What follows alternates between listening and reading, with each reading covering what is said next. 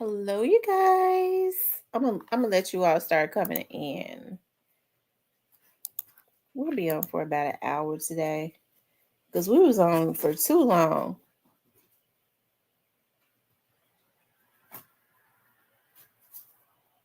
on yesterday.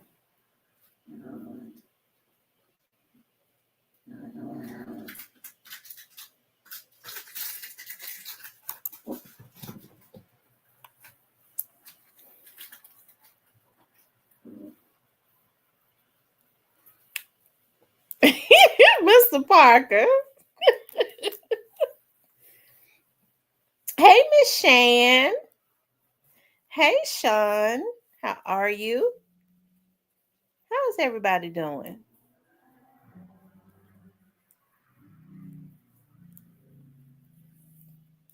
Hey, Leo.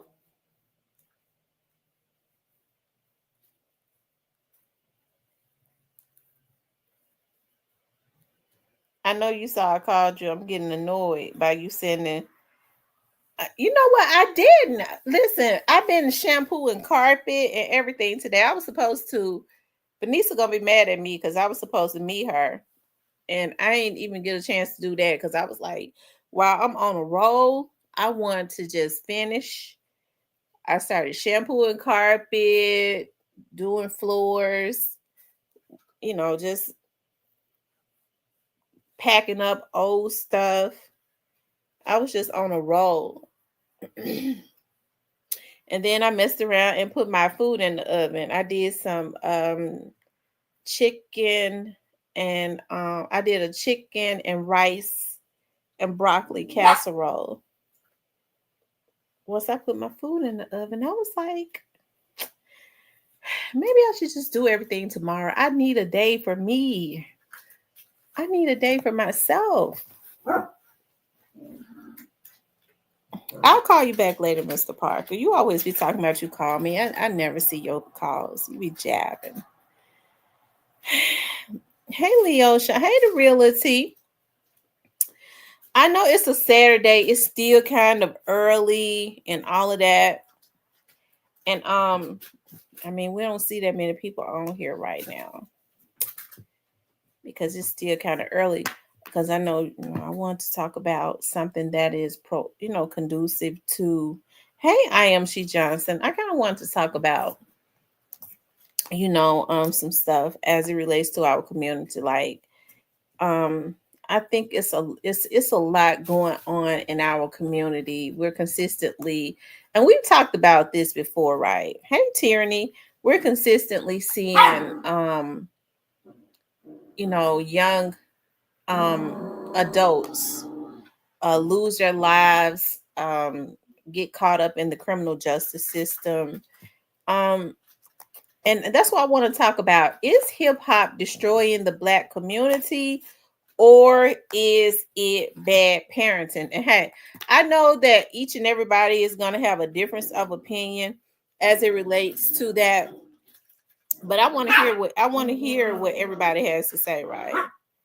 She said I'm at work 12 hours bored, kind of. She was good, gang member. But you all, is it bad parenting? I was looking at, and I really want to pull it up. I was looking at, you know, y'all know me, I'm very tender hearted. Now, when they start talking about tender, I'm tender. I don't get mad if somebody call me tender because I am very tender. And I was looking at this old video of this man that had gone to jail, okay? And they did a documentary, a little short documentary on him of what he was talking about, what he did when people came to jail. Now I know they used to do this thing called Scared Straight, where they were allowed like juveniles to go into the jail and give them the opportunity to take a peek at what really went on behind bars, right? But now, people consider it a badge of honor to go away and do time for, I don't know, it's just kind of twisted, right? But I want to let y'all see, I'm going somewhere. I'm all over the place, but I'm going somewhere with this because I remember looking at this years ago. And so now the man is trying to come back. Hold on.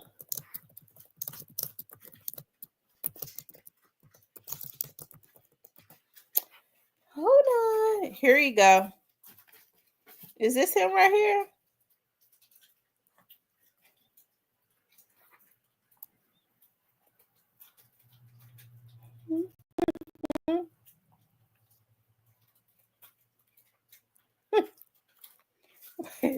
Wait a minute. This is not him, but this is one of them that I. This is one of them that I remember.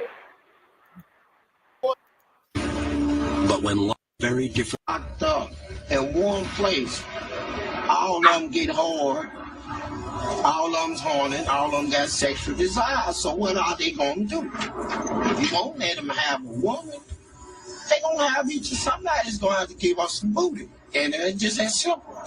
The most memorable story that Fleece told us was about the place and importance that booty has in a maximum security penitentiary. And he went on about it and on about it. In his prison, booty was more important than food. Booty, a man's butt.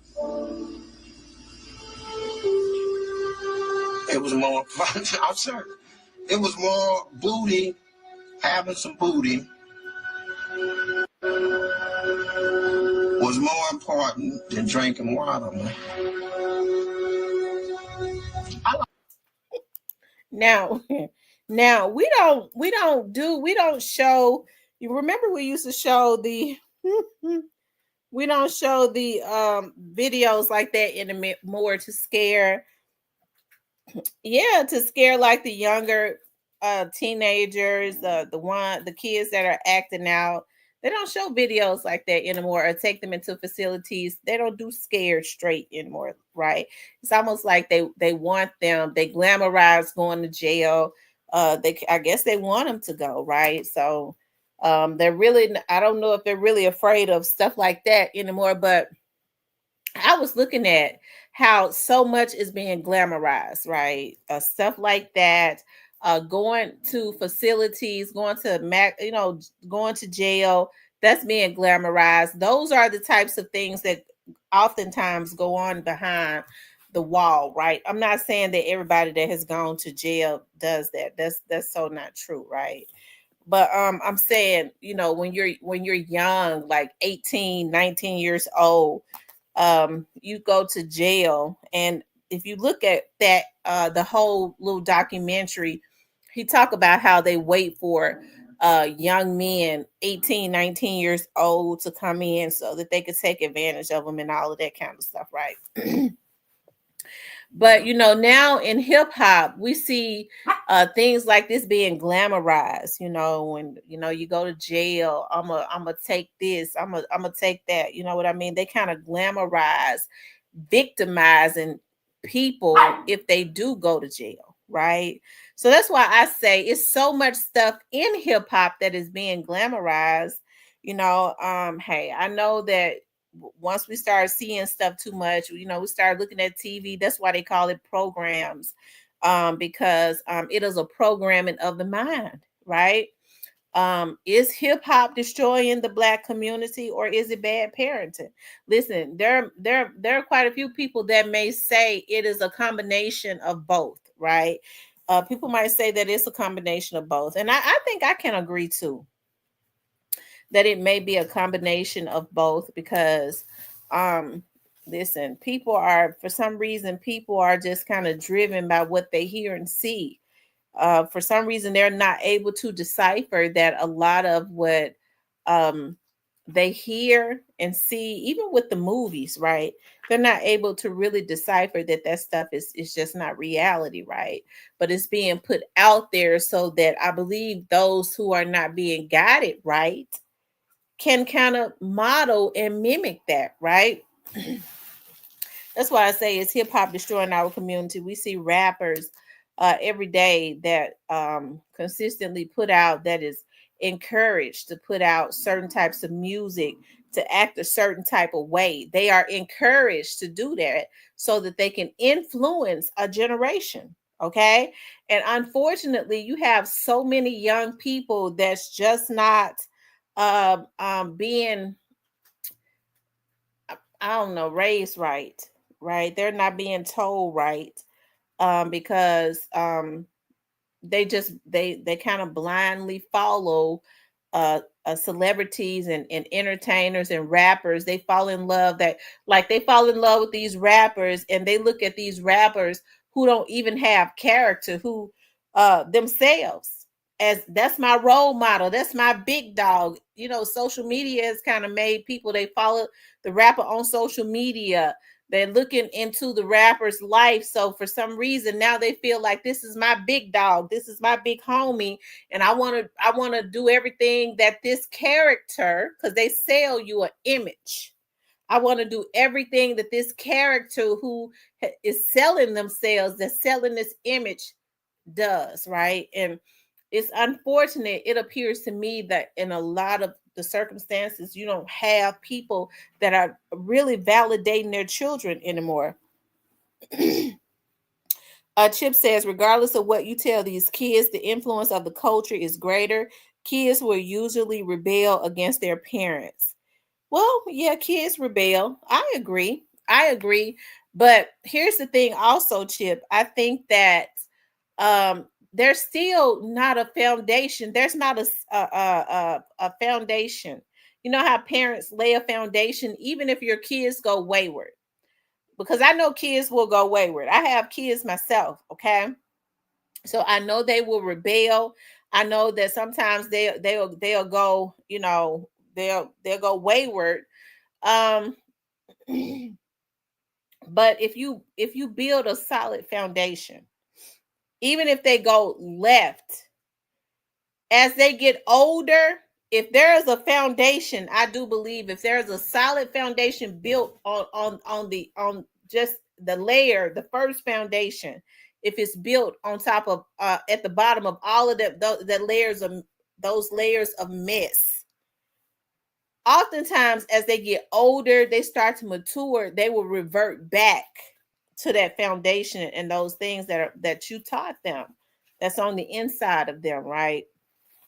Unfortunately, more than often it happens, unfortunately, I don't believe that there are no solid foundations really being built anymore. I don't believe that there are really no, I think that's the issue that's going on now, that there are no solid foundations being built. Everything, anything goes. Like there are no morals. You know, you talk to, there's no I mean, there's really nothing. No restrictions. Just anything goes, okay? No discipline, any and everything goes. And upholding what you know is wrong. People uphold wrong now. They found a way to try and make wrong right. Okay, yeah, I did it and it was wrong, but I can't stand. Oh, that's one of my pet peeves. I can't stand.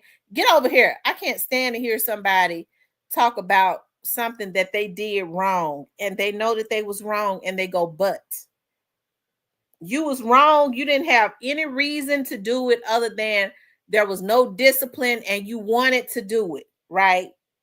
You did it no other reason other than you wanted to do it. And then you put a but in there. That burns me up, especially with an old rusty grown up, okay? Right. Modern parents are acting like high schoolers, right? I tell y'all all the time about how I have friends that are teachers, and they talk about how the parents will block them when their kids have disciplinary issues, and you know, the kids have, you know, low grades, and they try to call them and talk to them about their kids not doing their homework, failing their tests, cutting class, and they will block them. When they send text messages or leave voicemails, they try and call back. They realize that the parents has blocked them. But allow the child to go home and tell their mother, the teacher don't like me. Mama coming up there, okay, she gonna throw on that old green wig, and she gonna go up there with her gown on, with nothing but with no type of bloomers. I was going to say see through, with nothing. You could see straight through the gown, see her panties through the gown, but she ain't got on no bloomers, and she ain't got on no bra. Okay, because that's what the old folks used to say, bloomers. She ain't got on no bloomers, and she ain't got on no bra. Pure ass out at the school, going up there trying to fight the teacher. Everybody in here more than likely got kids. We already know how manipulative kids can be, right? But you don't want to get into the proactive, the proactive phase, right? Of trying to put something in place to ensure that your child is doing their homework, getting some tutoring, just being involved to try and help the teacher to make your child better as it relates to their school and their grades, right? But you'll go up there to fight, okay? You'll go up there to fight. He said parents and adults not teaching leadership, so they being followers, even following what rappers say. I agree 100%, MacB. He says, yeah, threw me for a loop, I guess, because my sons don't chase women. I raise them to be money hungry, not girl hungry. Yeah, don't want to come together with the teacher or anything like that, but want to go up there and fight the teacher. Okay, it's just it's really sad, just make a hey.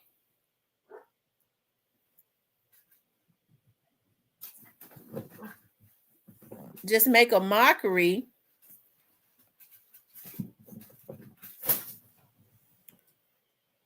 He said it's something in the water. It definitely is. It's definitely something in the water because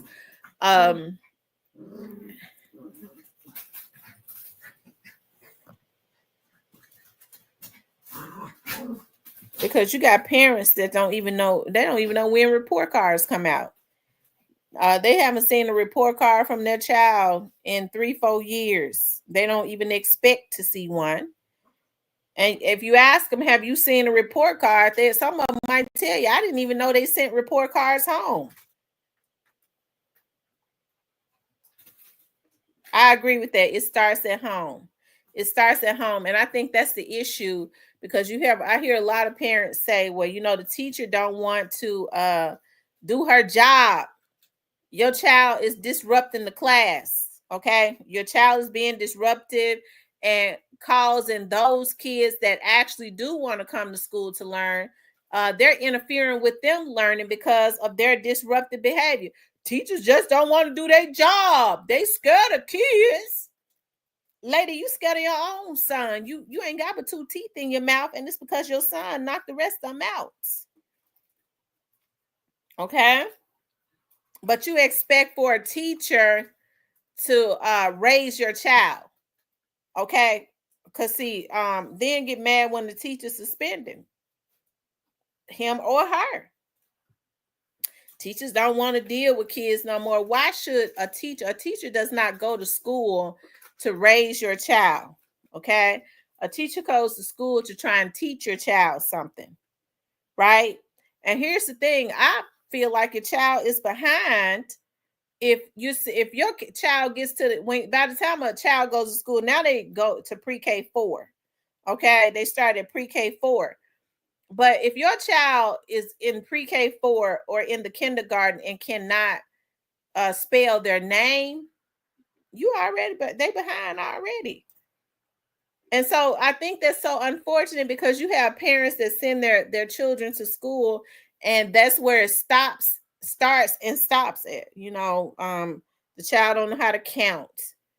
She can't even spell her name. Cavassier can't even spell her name. She mad because the teacher, haven't taught Cavassier how to spell her name. Cavassier, she done spelled it and put 16 letters in the name, and she hadn't taught the child how to spell Cavassier because it ain't spelled right. Okay? It ain't spelled right. She's spelling it any old kind of way. KQBTWZR, all those weird letters. Okay, because she was drunk when don't get me started. Okay, she was drunk when she gave birth. So ZBK, it's all kinds of exotic, weird letters put together that don't go together. The child don't know how to spell a name. The teacher don't neither, and she mad because she don't know how to spell it either because it was spelled wrong. Okay, so I said that to say this. We put a lot on hip hop. We do. We put a lot on hip hop, but the truth of the matter is, it starts at home.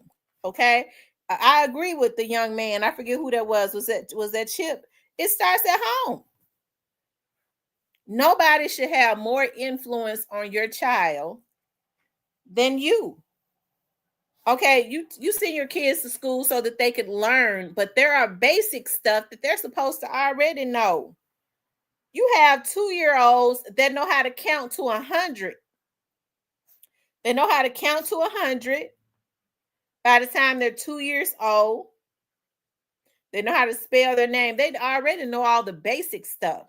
All you got to do is teach them the basic stuff. They're already advanced. Really, they're ahead of the class oftentimes if you just take a few minutes out to work with them, to teach them something.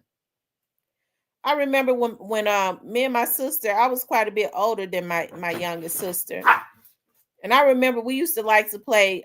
We had a chalkboard. We used to like to play teachers. She would always be the student. I love playing teacher's child. That's the type of stuff that we did growing up. Okay. We would play teachers. So I would always give her like stuff on the chalkboard. I didn't know that I was helping to advance her. I was giving her math problems and stuff like that. I always loved like the subject and the predicate. That's some of the first stuff I learned in the first grade. I remember when we did subject and predicate. That was in the first grade, right? At Norris Elementary. So I would always give her math problems. And I remember my sister said, when she got to, I believe, like the 4th or the 5th grade, she was like, she made straight A's. She was like, because that's by the time she got to the 4th or 5th grade, we was playing teachers. The problems, the math problems that I was giving her when she was when she was in the 1st and the 2nd grade, teaching her how to do them. So she was already really advanced. But unfortunately, a lot of that don't happen anymore, and everything is put on the shoulders of the teacher. I can't understand that. The responsibility goes up as it relates to the teacher, but the salary goes down when teachers are the most important thing. They sit up and talk about, now these young teachers don't know. They ain't like the old teachers. They don't want to deal with my son bringing the gun up in the school and killing everybody. No, they don't. And they shouldn't have to deal with that. So I absolutely agree. Y'all, hold on. Let me get these dogs on.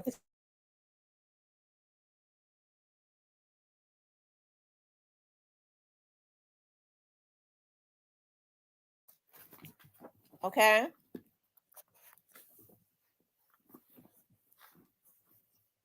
He said, I played doctor with Serena when I was 9 and she was 14. But my point is, there are no solid foundations being built. So it's so easy when you make a young, especially a young African American man, feel like that the only way for them to get rich is through rap music. Isn't that sad? When young African American men are being taught the only way to become a millionaire is through the very thing that they're getting in and is destroying their lives. Beginning to rap in the music industry, now it seems like when they sign up for the industry, they're signing their death certificate.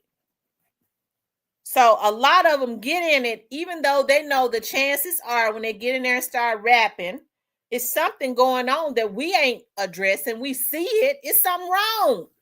These African American men are being popped down as soon as they get into the music industry. But yet they get in it because they've been told This is how you get rich. We ain't telling them to go be a doctor. We're not telling them to go be a lawyer. We're not teaching them to go get a trade because we just let them take the trades straight up out of the schools.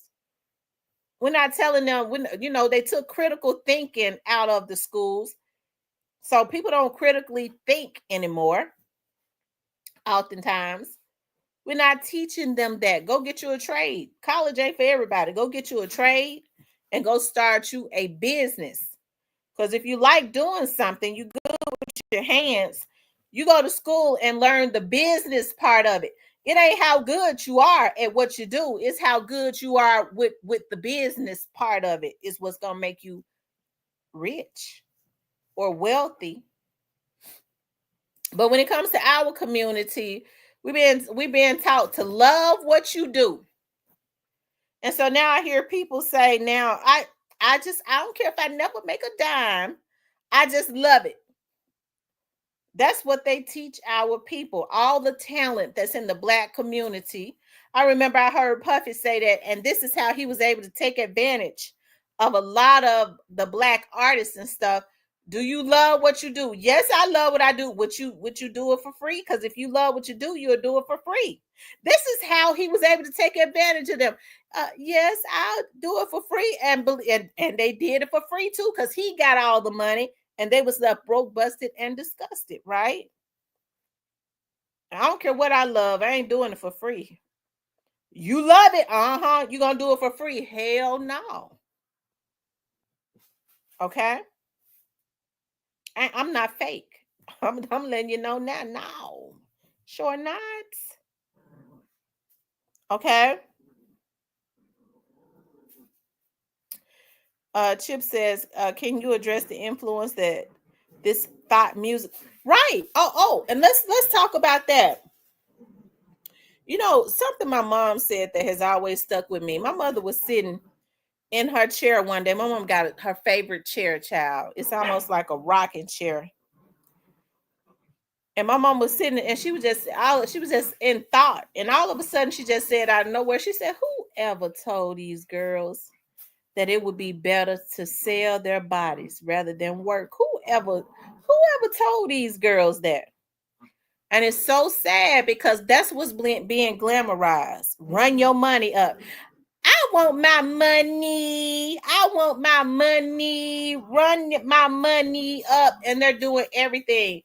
Listen, I didn't know girls was setting men up like, hey, I'm not oblivious to it. I know it would happen sporadically.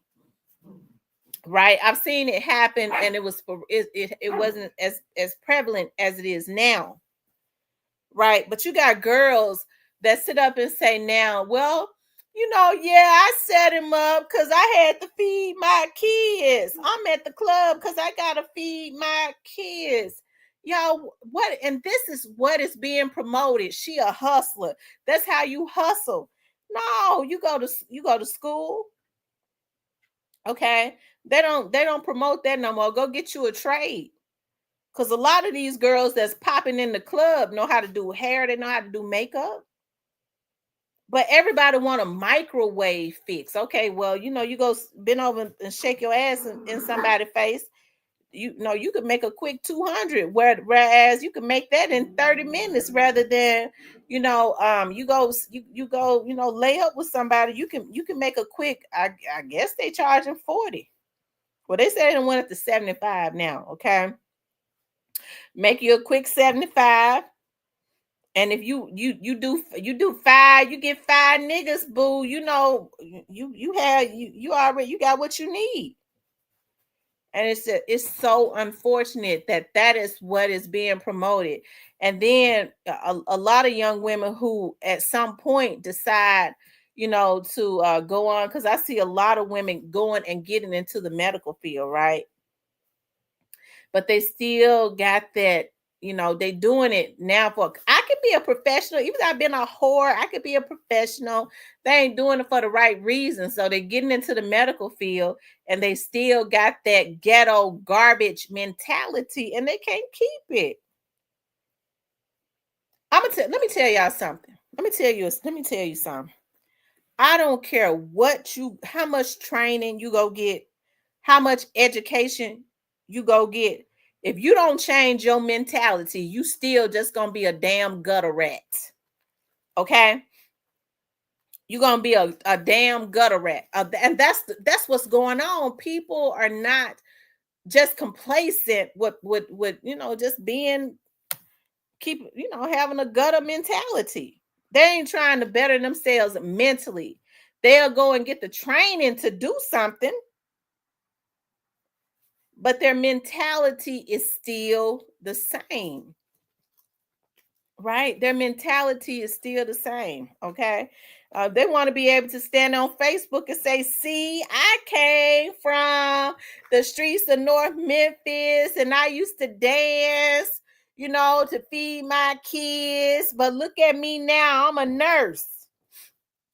And if your mentality ain't changed, you just a gutter rat from North Memphis that just so happened to become a nurse. Okay. And so that's the issue that's going on. So and here's the thing, a lot of what these young adults do is being upheld by their parents because their parents are emotionally, messed up. I would be less than a mama. I'm talking about me now, to be sitting up going back and forth and arguing back and forth with my daughters. I tell my daughters they're grown now. I said my piece. Okay. And I'm moving on. You're grown. I said what I said. Okay. I said my piece and now I'm moving on. Okay. Do what you want to do, but I've just told you what's right. I just tried to give you some advice and some wisdom. I said my piece. Now I'm moving on because I'm telling you, I used to be so worried about my children because I felt bad because I always had them sheltered, right? I was like, dog, I didn't let them. And kids know how to manipulate you too, how to make you feel guilty. My oldest daughter, every now and again would say, Mom, remember you didn't let us go to no slumber parties, and you didn't let us you didn't let us spend the night at nobody's house.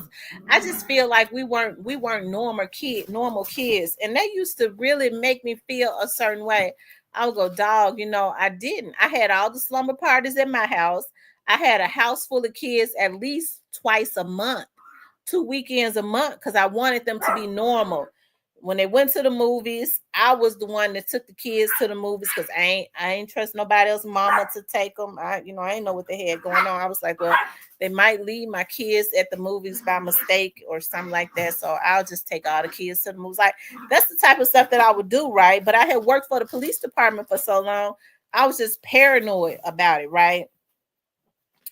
But now my daughter, who has a daughter now, I hear her say, Mama, remember you wouldn't let us spend the night at nobody's house. I said, yeah. She said, guess what, Mama? I'm sure glad you didn't. I'm sure glad you didn't let us spend the night at nobody's house. Because people so sick now. When I talk to my friends and they talk about, they went and spent the night at somebody's house and the person brother did this to them and this and that. I'm sure glad that you was overprotective of us. But I used to feel bad about that. And I think, unfortunately, because my daughters had a friend who came to, and I basically raised her. She came to a slumber party that my oldest daughter had when they were in the 7th grade. Okay, they was in the 7th grade. And when people would ask me, who is that little girl with you? I would go, listen, she's my bonus daughter. They would go, how you get her? I would go, she came to a slumber party that my daughter had in the 7th grade and she never went home. And that's the truth. She came to my house in the 7th grade and I had her all the way up until she was in the 12th grade. That's a true story, right? Because her grandmother was old. Her mother had a lot of children. Her grandmother was old at that point and ailing, and her grandmother was trying to be protective of them, but she trusted me, right?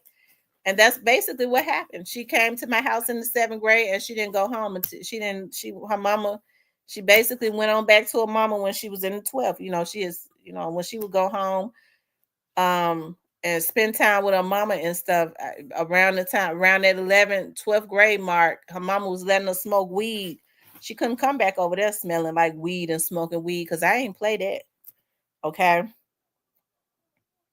So she just kind of went on, and I was hurt about it because I was like, dog, now I thought about, well, she ain't my child. I just kind of took her as being my child. Okay, but one of the reasons why I didn't let her go back home was because I remember her saying to me, Miss Tamra, I feel so safe when I'm here at your house. Okay. Um, when she said that, I knew what I knew. Hey, stop. I knew what I knew, and then I didn't try to make her go home anymore. And her mama didn't try to make her come home. I'm just gonna be honest about it. By the time her grandmother was old, and she was kind of happy that I was taking care of her. Hold on for a second, y'all. What you doing?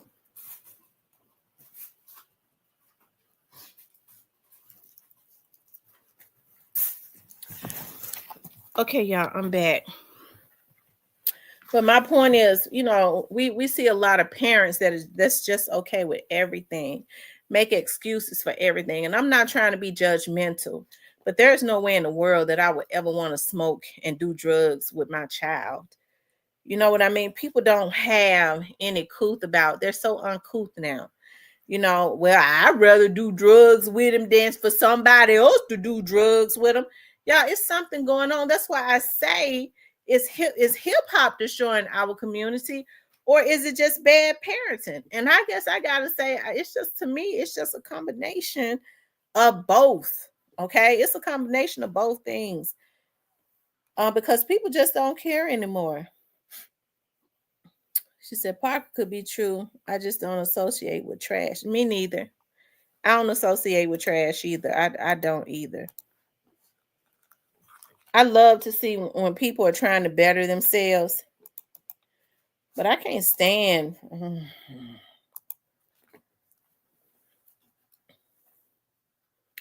Anybody want to join the conversation can join the conversation. Okay.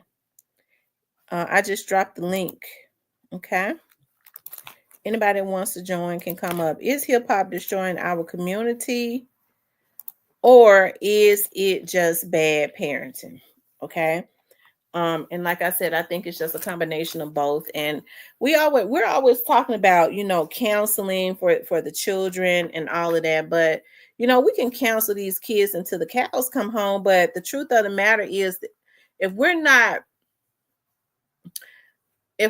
doing what is necessary to try and get whoever it is that's raising those kids help. I mean, whatever the things that we do to try to habilitate and rehabilitate them is obsolete. It's absolutely asinine.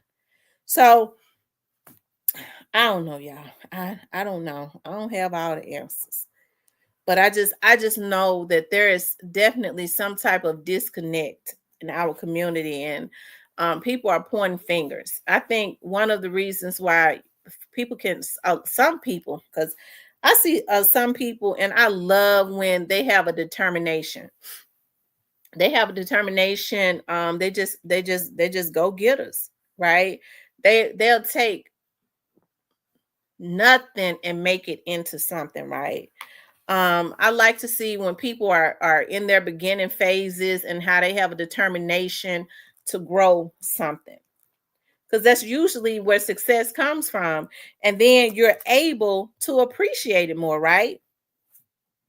But unfortunately, people want to skip steps, and that's when we start seeing things happen like what Straight Drop did. You know what I mean? You want to miss steps. You want to come up off of the back of somebody else. I'm gonna go do this. I'm gonna go do that. This is my way of coming up. It has nothing to do with hard work, right? And ain't nobody telling them. Listen, my grandma used to always tell me, listen, girl, you better do it right. Because if you don't do it right, you're gonna have to go all the way back to the start, to the starting line. okay, and start all over again. You may as well do it right the first time. That comes with reaping what you sow, okay? And so I think that's what's going on now. Hip hop, the whole culture is being glamorized. These girls are being told, hey, that they're hustlers, that they got it going on when they pop in and selling their money, and they are being glorified for it. They're being glorified for selling their bodies, for just doing all types of unheard of things that they feel like is affiliated with coming up or getting money, right? And it's just a sad thing. It really is. It's a sad thing. You all, please hit the like button for me, okay? Make sure y'all hit the like button. Like, share, and subscribe, okay? Like, share, and subscribe. But what do you all think? I would like to. I had dropped the link. I guess I'll drop it again. I would like to know what you all think. I'm trying to find that video of that guy.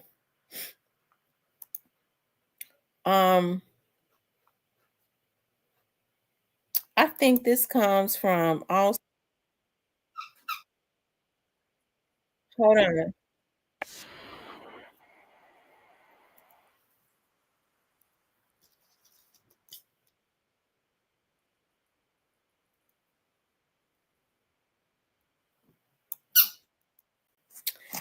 This is it right here. This is what I remember seeing like many years ago. Now he's trying to recant his story.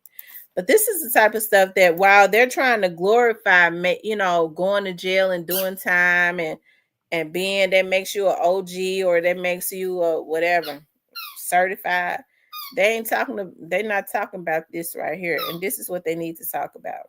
Hold on.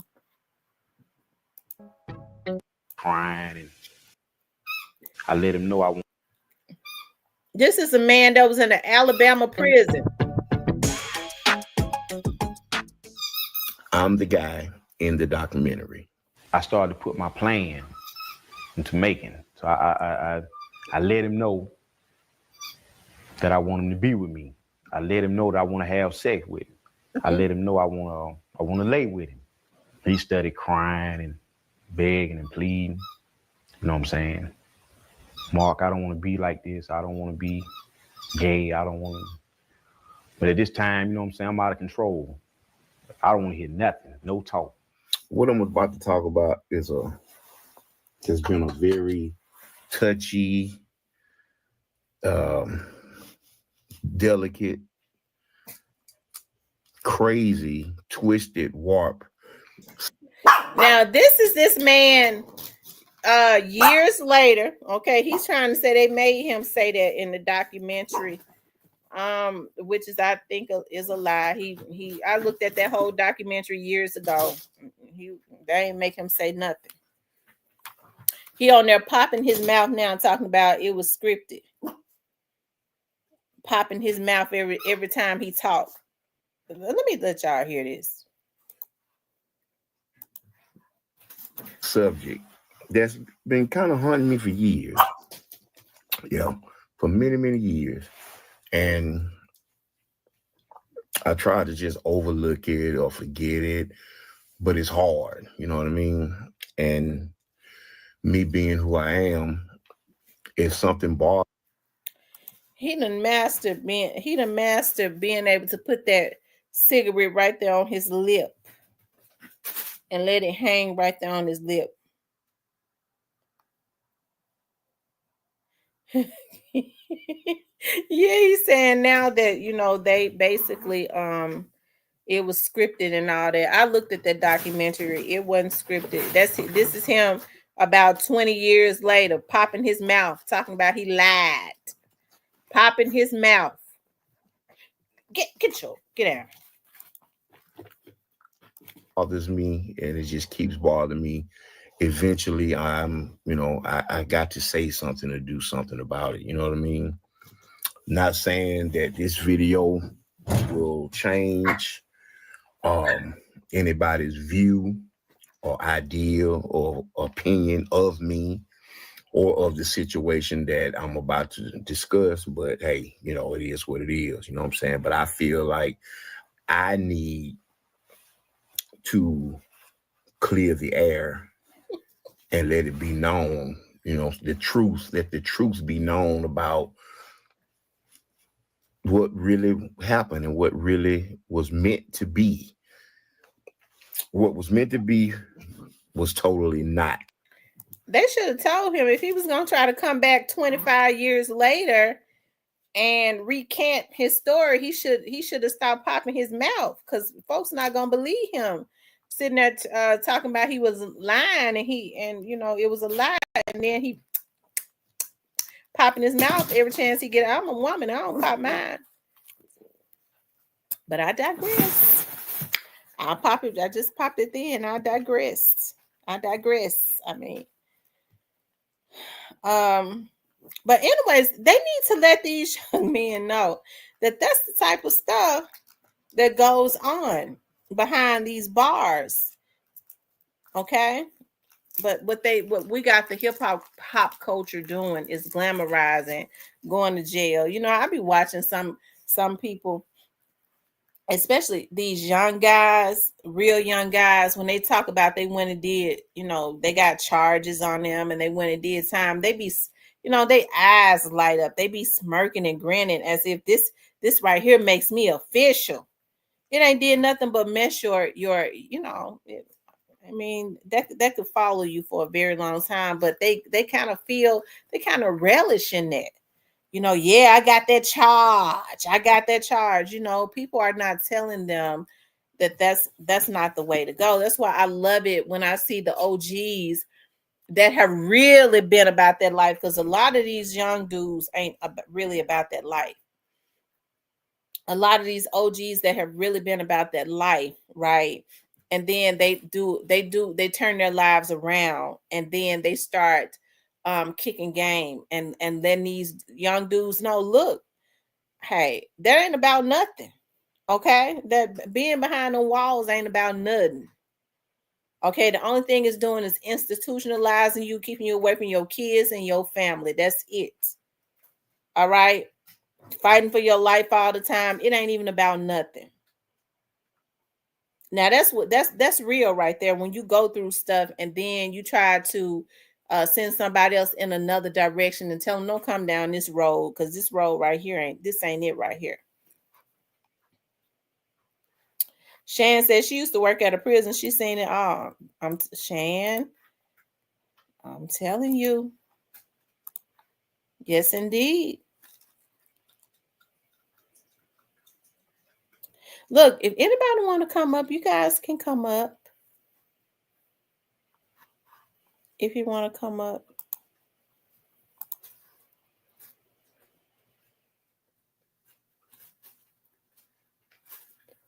And talk about, is hip hop destroying our community, or is it bad parenting? And I would have to say that it is a combination of both. Okay, you have a lot of good parents that do the very best that they can with their children, and then you have some parents that, hey, you know, they feel like, well, that's my child and I'm just gonna stick with them, right or wrong. Now you can love your child, right or wrong. You can love them, but no, you're not supposed to uphold them, right or wrong. You're not supposed to uphold them when they're wrong. Uphold when they're right, but when they are wrong, absolutely not. And I think that's why we see a lot of what we see now, because people are not being told um that they are wrong. I don't see a whole lot of emotional discipline now. It's just you see, when I say that, I mean, you know, somebody get mad at you, they feel like they're supposed to be able to take you out. No type of discipline as it relates to your emotions. Why you do that? Because I was mad, because I was jealous. That's because nobody is really, I don't, they ain't seeing different, and they ain't being taught different. Oftentimes. Oftentimes. How Mr. Parker get put in timeout? Who put him in timeout?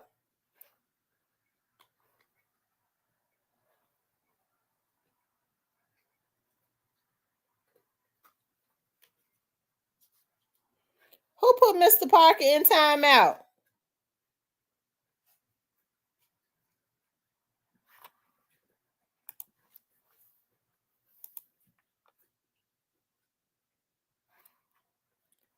Hold on, let me see.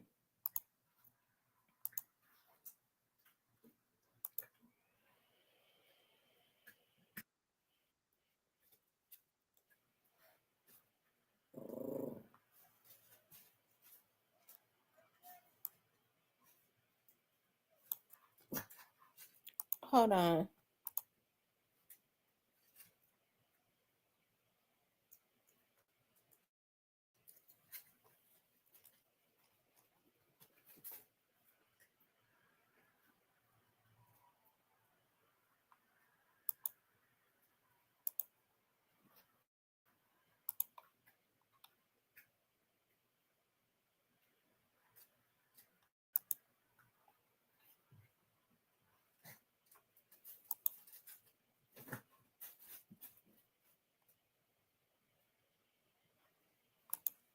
I'm not able to take him out of timeout.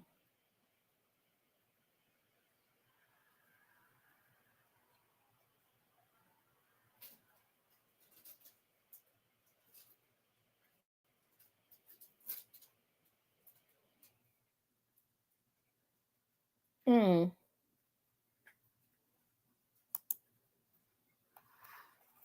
How long was he put into how long was he put in timeout for?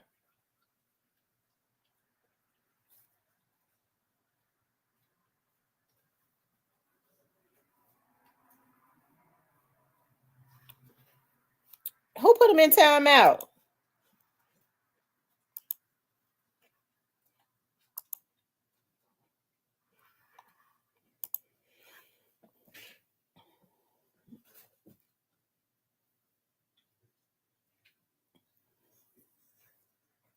Is Lil Mama in here?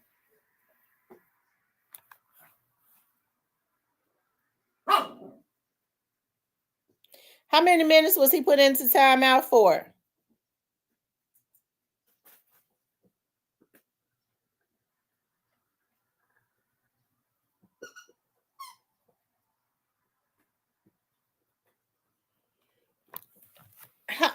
Lil Mama put him into timeout?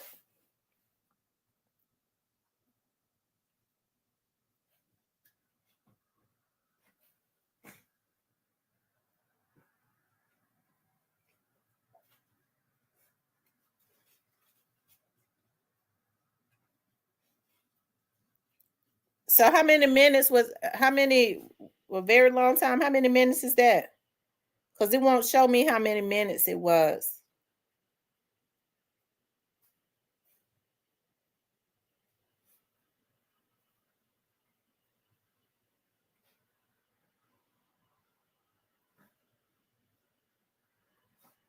Maybe somebody hacked Lil Mama page because Lil Mama not saying nothing.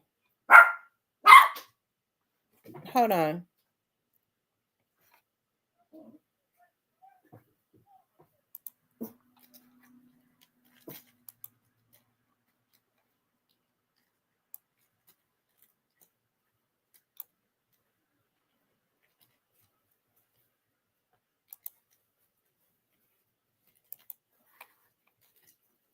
Maybe somebody hacked Lil Mama page because Lil Mama not saying nothing.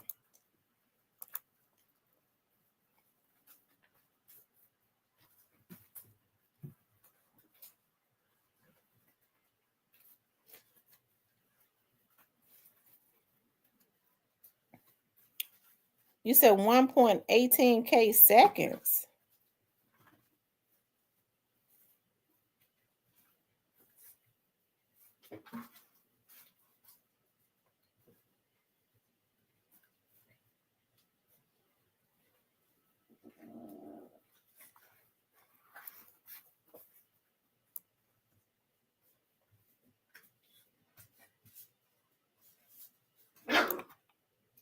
I'm trying to figure out how to do it.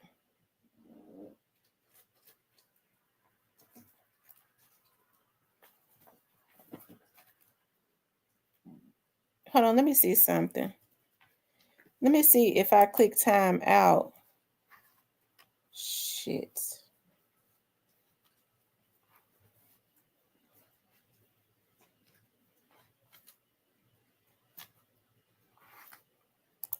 Hold on, y'all. I'm gonna have to undo it.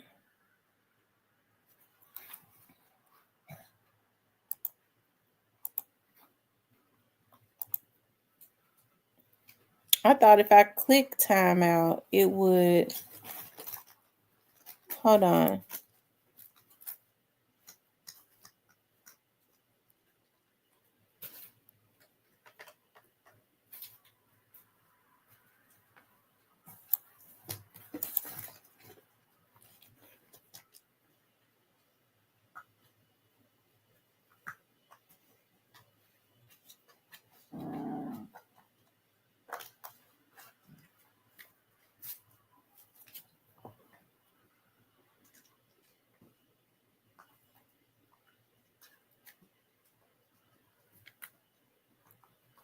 Maybe if I add him as a moderator.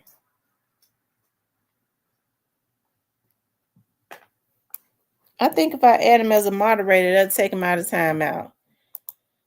Let me see something. Hold on, y'all. I'm trying to fix something. Because I pushed timeout too myself to see if it would give me the, because I thought it gave you the option. I don't know. Let me see. I should have just left it alone.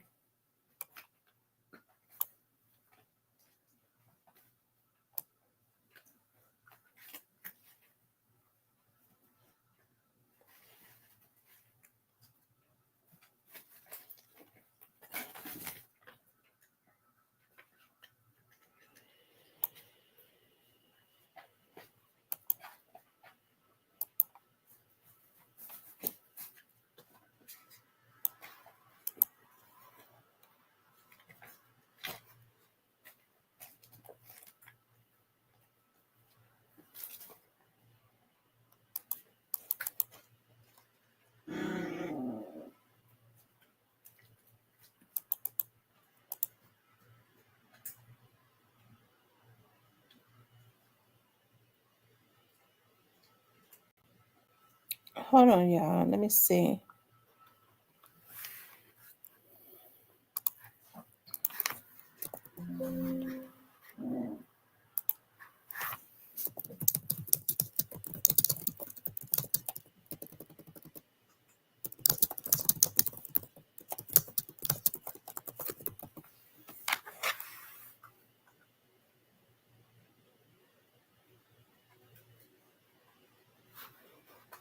Hold on, y'all. Let me see something. Y'all make sure y'all keep hitting the like button.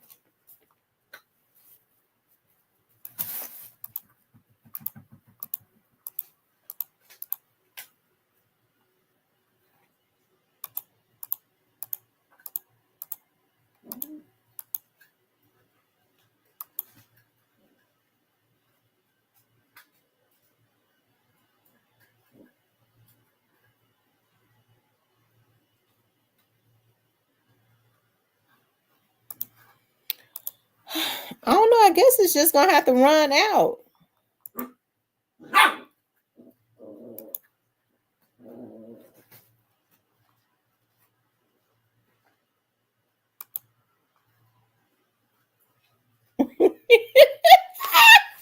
Yeah, I made a mistake and Lord. Let me see. Child. I don't know.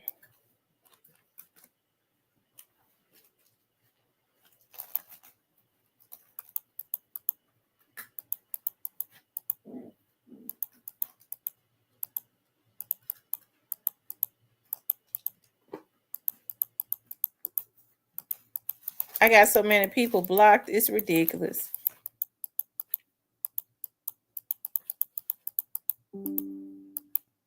I have to go through a lot.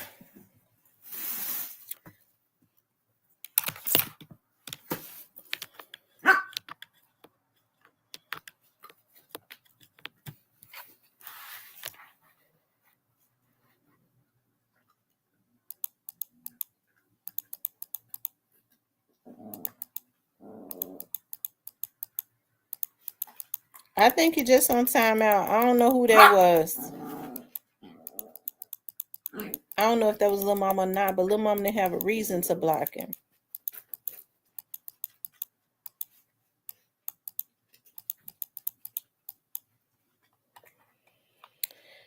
He not blocked. He's just in timeout.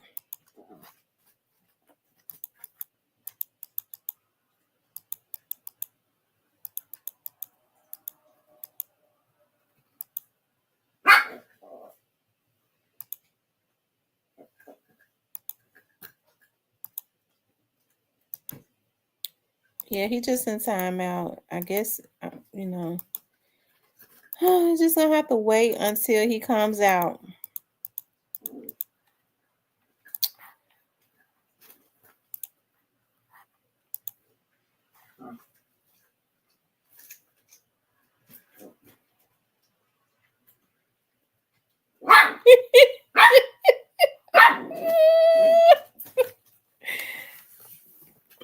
I don't know. Is Lil Mama never did respond. I think you know, somebody must have hacked Lil Mama page. So I you know.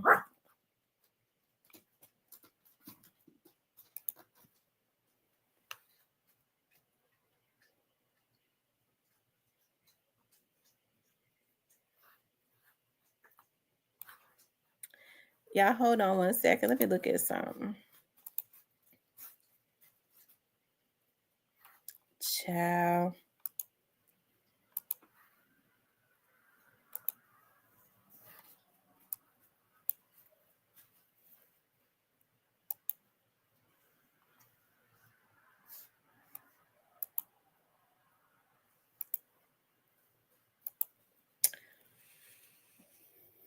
Y'all hit the like button for me.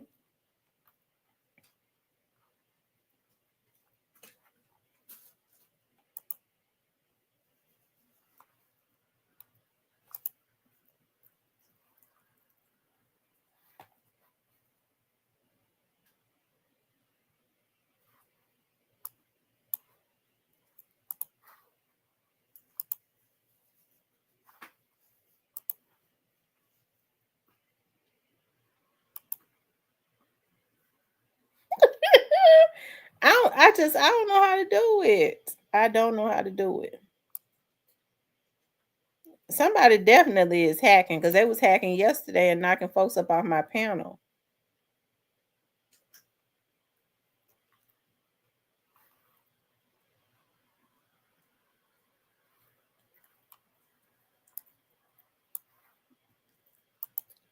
Hold on, y'all. Child, hold on.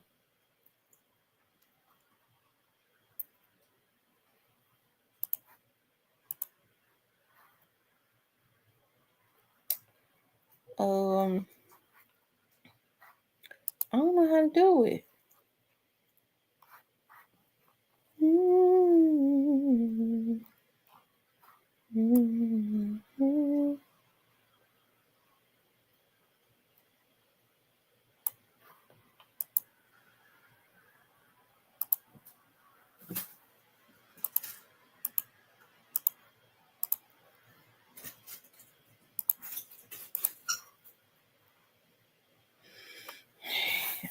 Anyways, y'all, I don't know. I don't know how to do it. I don't know how to do it.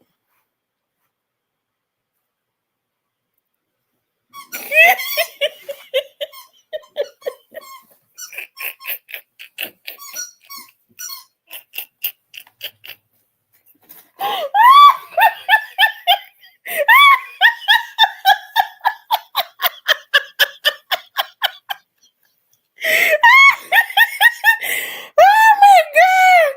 Lord have mercy. Mr. Parker crazy. Lord have mercy. Oh, Mr. Parker is crazy.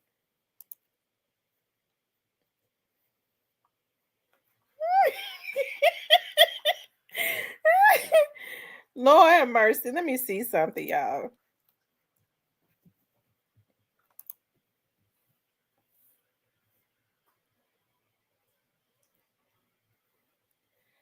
Um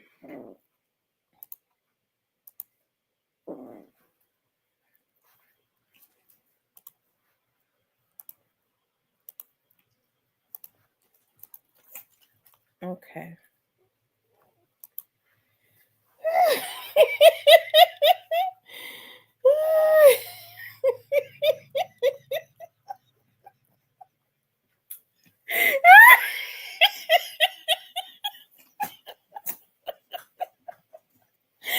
Oh my God.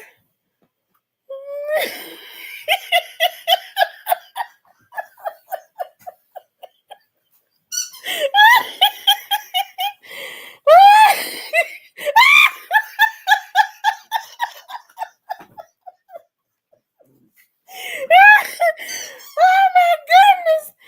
Mr. Parker crazy. Lord have mercy. Oh my God. Y'all, what was we talking about? And Mr. Parker is crazy. What was we talking about? The real Latif said he was blocked. He was put in timeout for a long, he said for a long time. He said 1,000.7 seconds.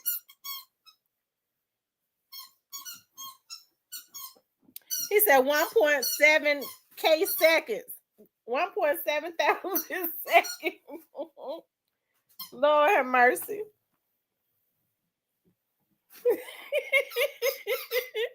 He said Mr. Parker got strikes. Talk about Sally Port. Anyways, y'all, we was talking about is hip hop destroyed? The real Latif said, Auntie, can you get Unc out of timeout? Evidently, little Miss Muffin page must have been hacked. And they put him in, the hacker put you in timeout. Look, she said a pup's back happy and playing.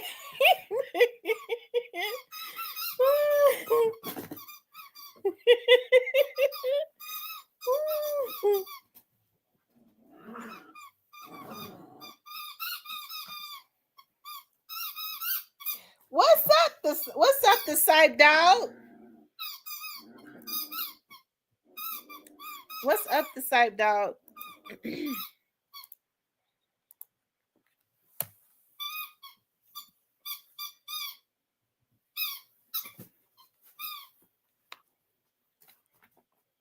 Cypress, you said you chilling. Okay.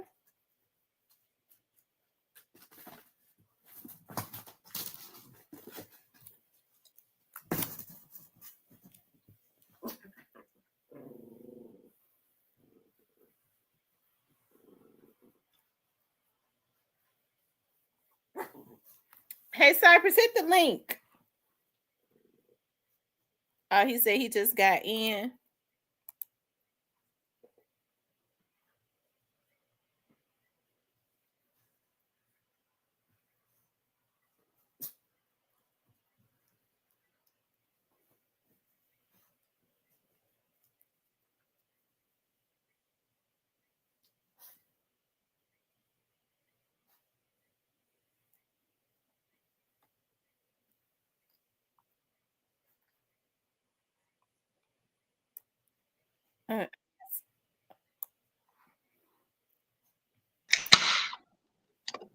What's up, Miss D?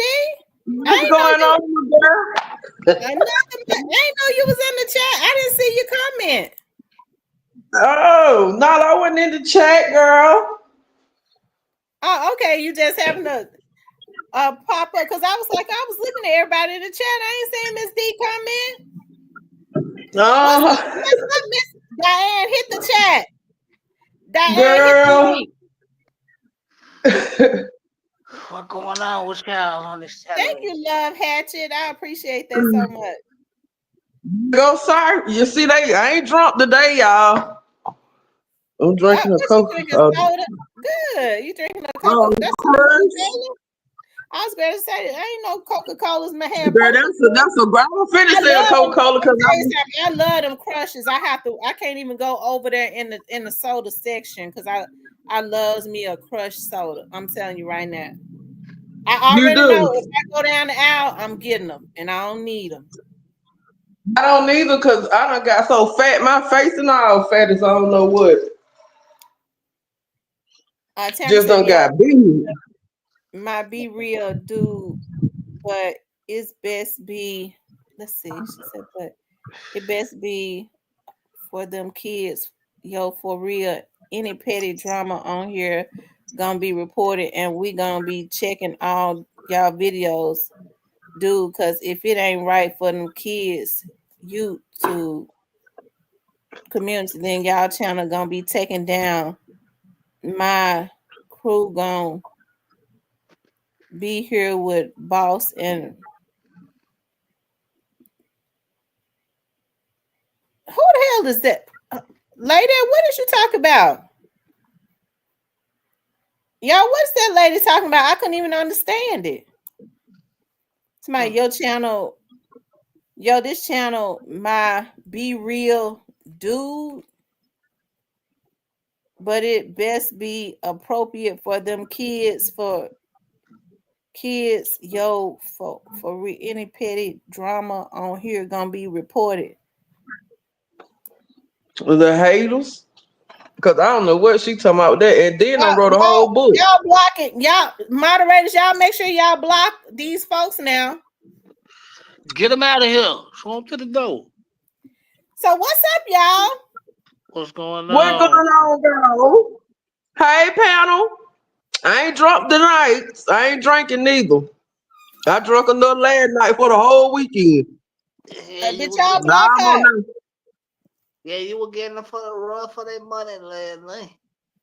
Ooh, Lord have mercy. But I still can wake up today and tell them the same thing sober. And that's a blessing, because a lot of people can't do it. Yeah, I ain't gonna lie, I was tore up last night. I had one too many shots. Yeah, that'll do it. But I told y'all I was finna get tore up. I said it Friday and I was on it. I got tore up. I had a good time though. Yeah. You did? I haven't seen you I around. was good. I ain't never seen that person in here before. Have y'all ever seen that That's person? amazing. I've seen that person on somebody's channel though, so I know what blogger sent them over here. I know, you know, the group that they come from. I've seen that person on another blogger's channel, but they need to learn how to spell and stuff. Right. Little T, what you talking about? I'm invited. What I'm invited to? Me too. Huh? And so what's the tea tonight? What we talking about tonight? So the topic is hip hop destroying the black community or is it bad parenting? Bad parenting. Both of them. Bad parenting, because white people gonna make money off that music regardless. You can control what your kids listen to. That's bad parenting. I think it's both of them. No. I think it's the music, and then they be trying to listen to these rappers that ain't never did. And then they said they done did half of them ain't live their life. It's for entertainment. It's strictly for entertainment, but I see what they're doing now with the new age rappers, like the younger rappers. Now what they're trying to do is, because I think, you know, the industry is in a drought. So the way that they're keeping money flowing now is through insurance policies of these rappers. So now what they're doing is they're telling these rappers, if you're gonna be rapping about something, people ain't gonna buy your records if you ain't out there living what you rap about. So basically, they're encouraging them to commit criminal activities, being beefs, and do all this stuff that they're doing. Because you know, you out there doing that. Once you become famous, you really become a target, and then somebody knock them off, and the record company, the record label, get the insurance money. Joe do. Yeah, that's true. That's normally how it goes. That is true. But I feel sorry for a lot of these people because they be these kids too, because they be believing this stuff, and that stuff don't really be going on in real life with these people. Then they go out there and do stupid stuff and end up in trouble too. That's true. Girl, this celery is so good. I like celery with peanut butter. I'm eating it with ranch. And I put some seasoning in the ranch.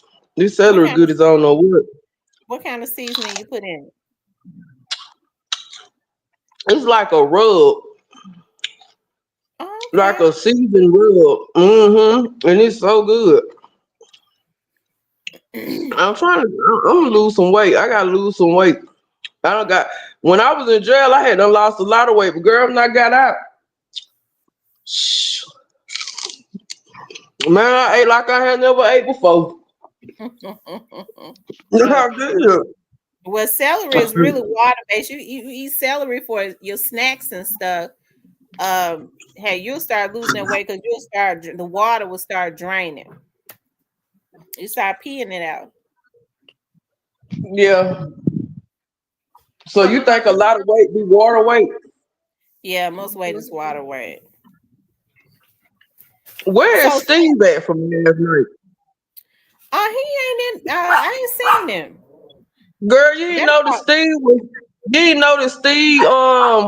He said he was getting off from work, or he was at work or something. He was there forever. He wouldn't turn that camera on last night. Want to talk about me? Look, they said you making Chips says you making him want some celery.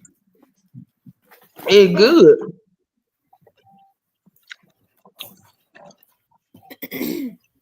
Yeah, make It sure. What's is. up, little mama? Listen. Somehow somebody from on your account blocked Mr. Parker. You think your account been hacked?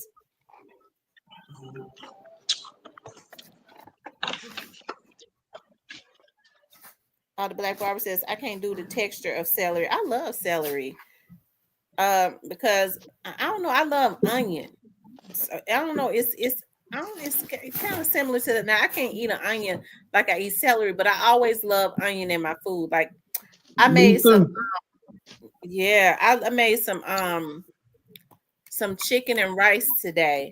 Chicken and rice with broccoli in it. And I cut up my onion and put it on the bottom of the pan before I put my rice and my mixtures and stuff like that. damn, I should have came over your house. Shit. Yeah, it was so good. What you made, Chicken and rice with broccoli in it. What I do is I had That some chicken. sounds good. Yeah, it was really good. So I took, you coat the glass pan with butter, and I like to chop up the onions in round, round pieces and coat it at the bottom of the pan. And then I take my cream of chicken. I took cream of chicken, cream of celery, and chicken broth, chicken bone, and mixed it together. I seasoned up. I put my coated the bottom of the, poured the rice on top of the onions, and then I put my chicken, seasoned my chicken really good, put it in on top of the rice, and poured all of my liquids on top of it and put my aluminum foil over it. The chicken was falling off of the freaking bone. That Why you sounds good. why you doing all that porn? Hell, you ain't Chinese. You need to right in the pot. Shit. I started to. I just didn't feel like it. What I was gonna do was I was gonna take it and instead of putting it in the oven, I was gonna take it and put it out like on the grill and let it cook on the grill so it could have that smoke flavor. I just didn't feel like going out there starting the grill and stuff. It ain't cold up there. Yes, it's cold. Yes, It's it cold. is. It's cold out here in Texas too. It's been cold as hell at night. How many degrees is it in Texas? Because they said it had been hot. They lied. Shit, it been cold as motherfucker last couple nights. I been It been cold. I been complaining all summer about how hot it be. I came outside trying to speak to the stove. That I way love one of y'all singers up there. Marcellus the singer. I love his music. where you from? Texas. Oh, I don't listen to From out of He got Houston. me. Yeah, I don't know what part he from, but girl, he got me ready to go get me a man to wear a cowboy hat, and they got a horse, and they got girl. I love that man there, baby. His music is off the chain. Marcellus the singer. It's R&B. old school, of course. Oh, I'm gonna have to. What's the name of Marcellus the singer? I love his music. Okay. Y'all throw some questions in the chat. Yeah, Oh, they what said they ain't nobody. So they what said you that think? they said he got some good music. I ain't never heard of him. So what? Moonshell is the It's been a singer. long time I haven't seen you though. I haven't seen you in a minute. Who? You. Who me? Yep. Yep. Yeah, it's been a minute. You glad to see me? Yeah, I'm always glad to see good people that can make me laugh. Girl, I'm up here licking the door. Let me stop. They're doing rub. That stuff good with that ranch in it. I got Miss some. T, so what You do said, you think finna happen with Lil Durk? I don't know. I think they're gonna try to fry him. He might get off. If he get off, because they say he got some good lawyers. If he gets off, they're gonna make sure they drain him of all of his resources. Yeah, if, he that boy wore a wire on him, I think, for a year, like a year or something. if he get off, he better not sneeze hard. 'Cause next time they throw him in there, he'll be another Suge Knight. Young Thug better not sneeze hard either. He out, but they ain't finna play with him either. He getting some more mess. Who is that? Oh yeah. You know Young what? Thug. Young Thug is on probation longer than anybody that I've ever seen. 15 years? 15 to Now, Yeah, they 16. got him. Yeah. now these Black Barbie, I would not be attending that one. Thank you. But no, see, I think he took the deal because they had some more stuff they were sitting on. See, man, don't they play dirty, man. Police play real dirty, Yeah, and they I do. and I think he knew. He was just like, what that? Okay, me taking the 15, go get me home. Let's go. Walk me to the door right now. Let's go. Well, and the subject that we on, these kids, their parents are off the chain. That's why the dang on kids off the chain. The parents want to Yeah. stay in the clubs and they want to smoke and party with the kids. And man, please, that's why these children off the chain like they are nowadays. Don't parent? You remember back in the day, you got a butt whooping at school. You came home and got one too. You better not put your hand on nobody's child now. Hey, shit, I can't put the arrow with the shit. The neighbor to kick your ass. Yep. Nowadays, you think these people can't do nothing with these children? No, because the way they set these laws. Wasn't no child Yep. abuse law. Wasn't no child abuse law. We were growing. You got your ass whooped. You got your ass whooped. That, whooped that on that. The way they got these laws now set up for these kids to get away with a lot until they put them in the penitentiary and make money off of them till they die. I feel to be honest with you, I felt sorry for. I ain't gonna even lie. I felt sorry for Straight Draw. I was just like, this boy just done threw his whole life away on chasing clout and just on some stupid mess. Like I don't feel sorry for them. I did, but I do, but I don't. If it make any sense, because I mean, he knew what he was doing because he made fun of the whole situation even after the fact, making music and everything. But Straight Drop been getting in trouble. He just done threw his whole life away. No, they they don't think it's gonna come back to their doorstep, and they don't necessarily Oh, have to come back. everything you do coming. It ain't nothing you can do nowadays and not get caught because there's cameras everywhere. Bingo. Them cameras, they got cameras everywhere. They got the flock cameras, the Regis car tag. They got all kind of cameras. Everything you do, you on camera. Even at the red light, you on camera. So it ain't nothing you gonna do nowadays that you gonna get away with because the cameras got you. Y'all, let me make this. I want to make this comment, and I just feel led to make it. Listen, is Diane in here? Y'all know Diane, my moderator. I want to say this. because Diane is all of my moderators have my back. Diane is definitely one of my moderators that have my back, right? It was something that happened the other day.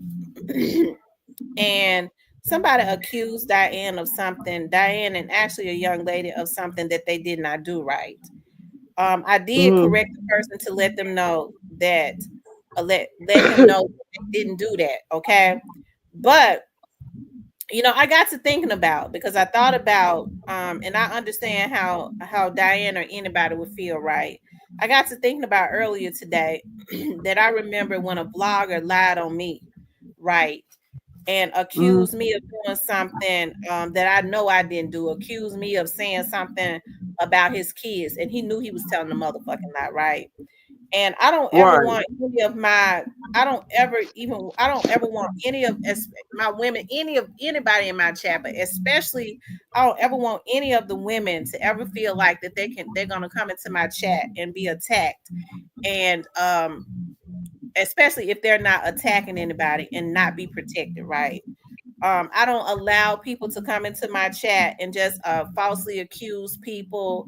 I don't feel like that women should have to be put on the defense as far as trying to defend themselves against something that they didn't do, especially if me, the host, I was saying that that's not what it was. Okay.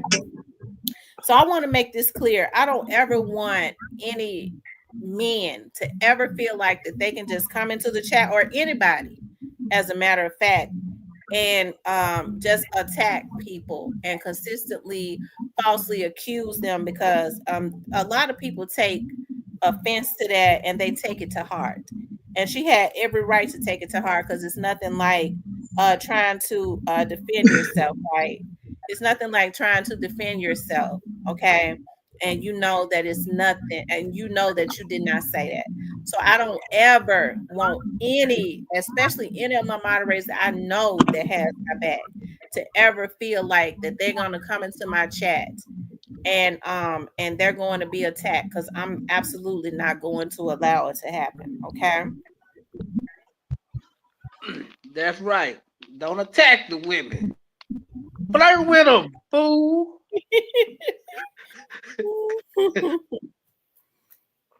Yeah, we don't attack women. We flirt with the women. Especially if you know me.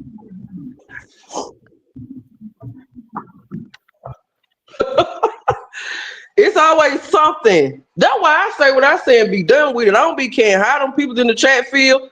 I don't care what the world feel. I'm gonna say what I'm gonna say, and that's gonna be it.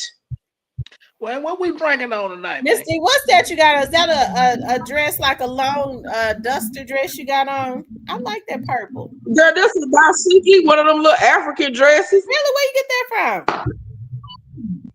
My mama bought it for me up there in New York somewhere. When she came home, she bought me like 3 of them. They be comfortable, don't they? Hey, When I come off from work, I got in the shower and put this on. I love them. They are very comfortable. They're so comfortable. When I went to Jamaica, I got me a lot of those Jamaican wraps. I promise you, they so comfortable. You just wrap them around you. They're just so comfortable. Listen to him talking about some yes. It be the man for me. It be the man. Where him? Oh no! Look, Chip Smith. Look, he's shooting his shot. He said, I like her shirt too. Nice color, and it matches her soda. Who said that? Chip Smith. I am. She Johnson. What poppin' pimp? Little mama, what it do? Hey, Diane.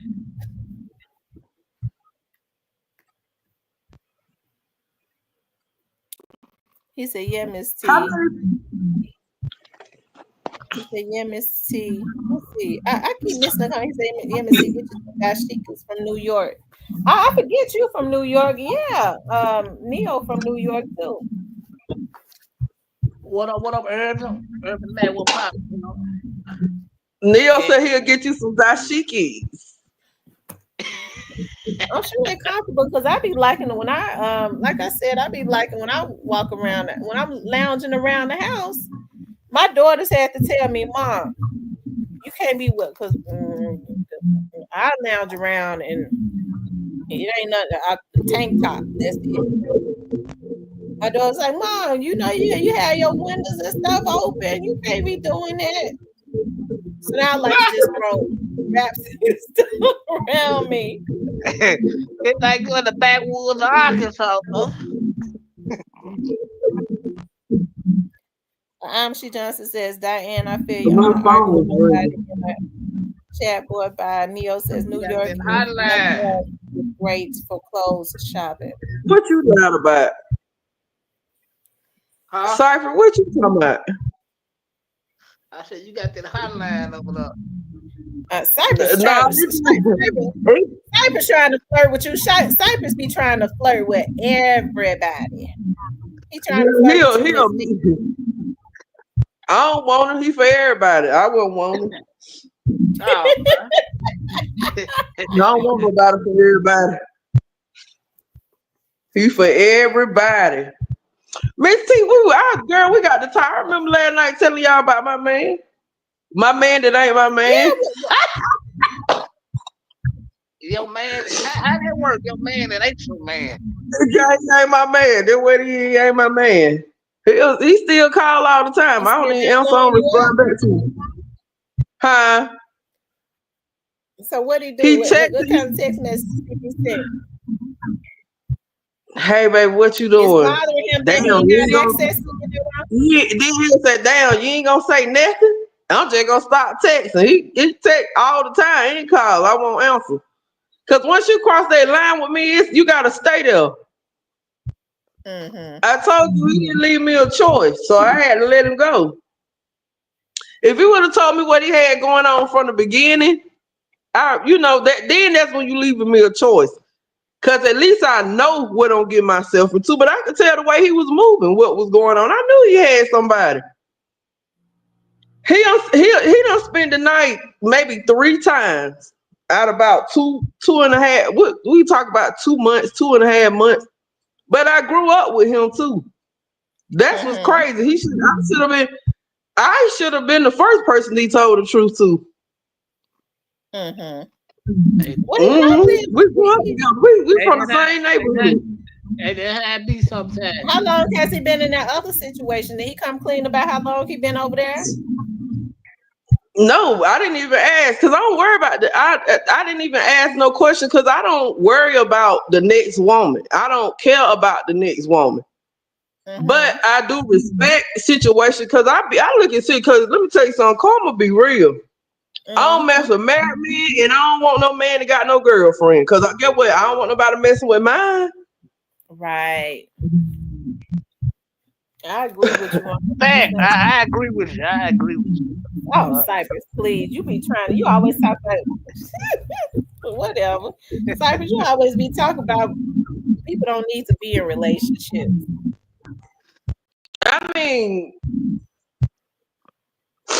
I be scared to date people though. A lot of that's. I mean, because people, I don't know. You have to be careful with people now. There's so many sex offenders out here, so many damn drug addicts out here.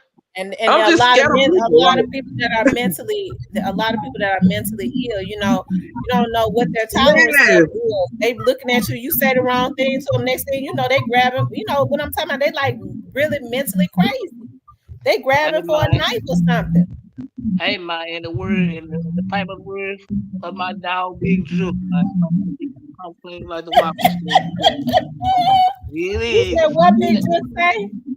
Come clean like the wash machine, man. Come clean like the wash machine, man. Yeah, but like people be having hidden agendas too. You just don't never know. But I like what I like. Like I like that you. I don't know. I'm a different woman. Like I'm not one of them. Like I like what I like. I like to choose my own man. Like I don't know. It's just, and I love a man that smell good and can dress. I like them when they smell good. Jesus. Wow. Girl, I love a man that can smell good and can dress. Smell good, arms and stuff all tatted up. Ooh. Yeah. Oh, you like the and I They don't got like no nice weak arms men. and they arms and stuff all tatted up. That driver girl crazy. I don't like no man that I can run over either. I like a man to be like, Miss D, sit your ass down. Sit down. I like it rough a little bit. Not abusive now, but just a little rough. They know how to handle me because I'm a handful. Mm-hmm. I am a handful. I'm a handful. I can't say that and I know that. At least I know that. But it take a certain type of person to deal with me. So Because a did that lot of guy people know how to handle you? Did he know how to handle you? oh yeah, that's what I liked about him. He knew how to handle me. Mm-hmm. Yeah, man. Know how to handle them. You'll be around for a long time.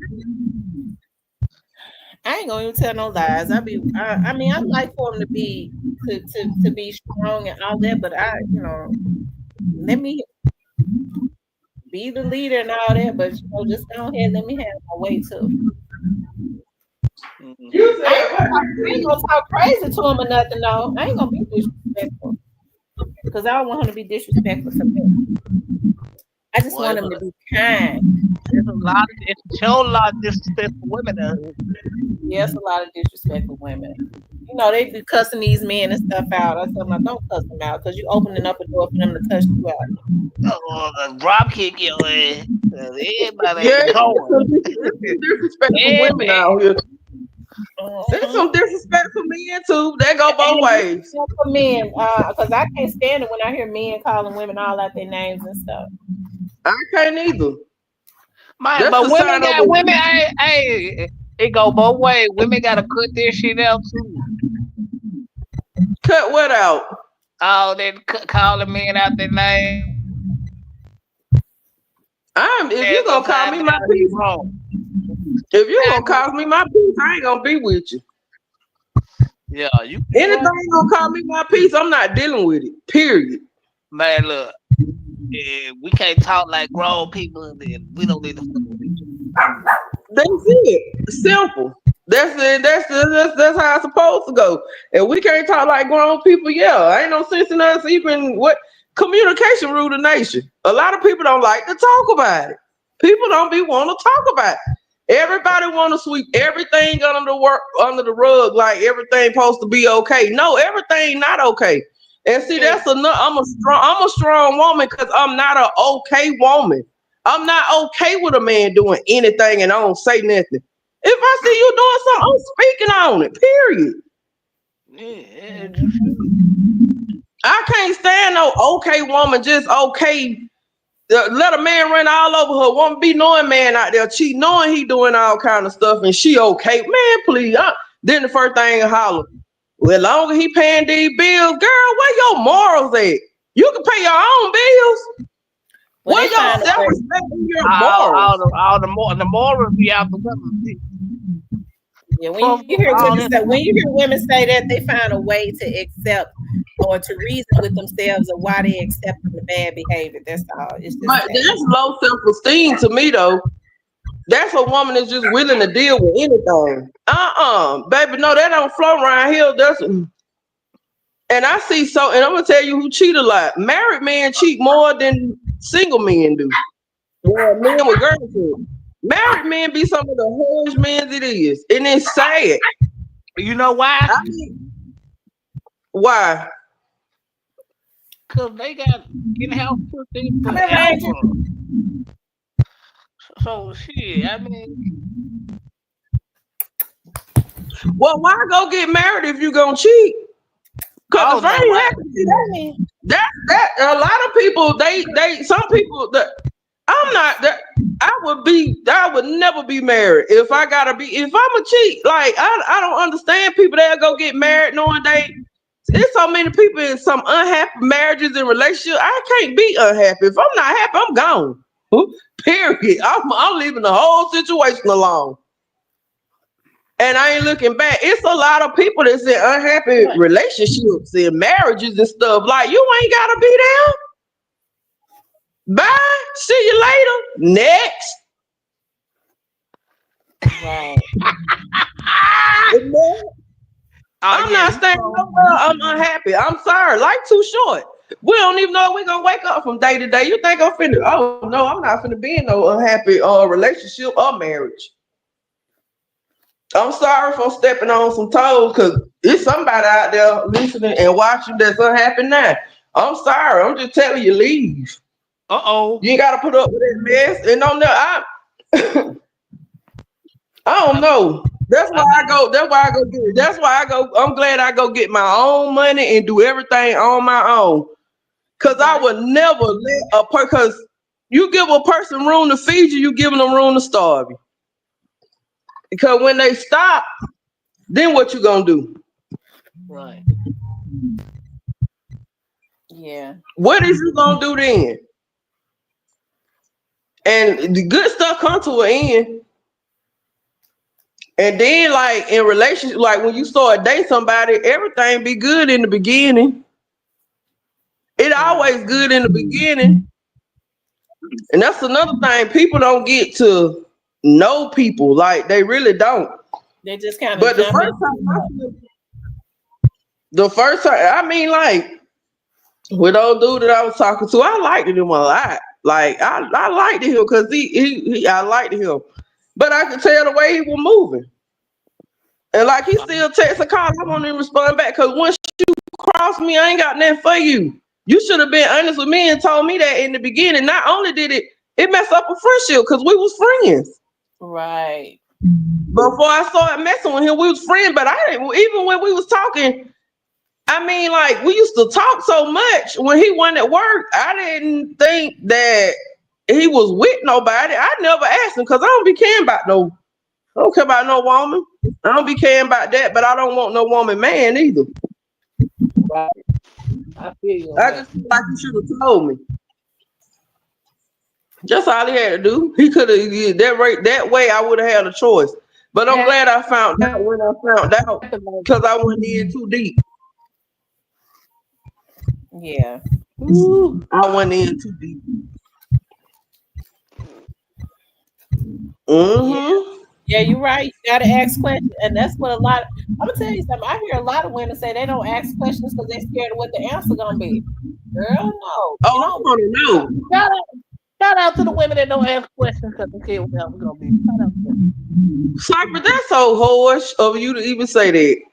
No, I'm just bullshit, man. No, you for real. You meant just what you said. You ain't about 2 cents. Diane says I've been married 19 years and we get along good. We just went on a date today. It was pretty fun. I'm gonna handle the business the rest tonight. Girl, yeah. See, that's why I be getting all of my ideas and stuff. Diane be talking about what her husband be doing. I'm gonna tell y'all one of the things that Diane say that her and her husband do that when I get married, I'm gonna do it too. She said her husband. Diane, what you say? Y'all play cowboys or y'all play hunters? Y'all play hunting, turkey hunt. They keep it spicy. Yeah, she put on her turkey outfit and run out in the woods, and her husband get like a slingshot or something and chase her in the woods. And then that's spicy. That's fun. Something like that. Yeah, That's fun. I'll do that. I promise you, I'll do that. That's keeping it spicy. You got to keep it spicy. That's why a lot of marriages don't work because people, they like when you meet somebody, like just say for instance a woman, she might comb her hair when you first meet a man. You marry that joker, that motherfucker won't comb her hair. Diane said we lays in the field, baby. Diane said we lays in the field, baby. I got that for real. Oh my God. That's my husband. I love stuff like that. Hey, I like different stuff. Yes. Diane said her husband be playing this game where she go to the she dress up and she go to the truck stop and walk around and he pull up and pick her up. I like that game too. Yeah, they keep it spicy. Yeah. That's what's up. That's what's up. Ain't nothing wrong with it. Listen, that sorry. I mean, they keep it spicy. That's what's up, man. Salute to them, man. Salute to all the man and people. Diane said you got to keep your man entertained. I do all I can. I promise you that. Yeah, you do got to keep it entertained. If you don't, somebody else will. they gonna find somebody else that do. That's one thing you gotta know. You gotta keep your mate. You gotta keep your significant other. You gotta keep that spice. You gotta keep that spice going. Yeah. That's what's wrong with marriages. The people they don't. The same thing you did to get them, you got to do the same thing to keep them. Man, that's too goddamn She What? said she said she don't play about her wigs either. You don't play about your wigs, girl.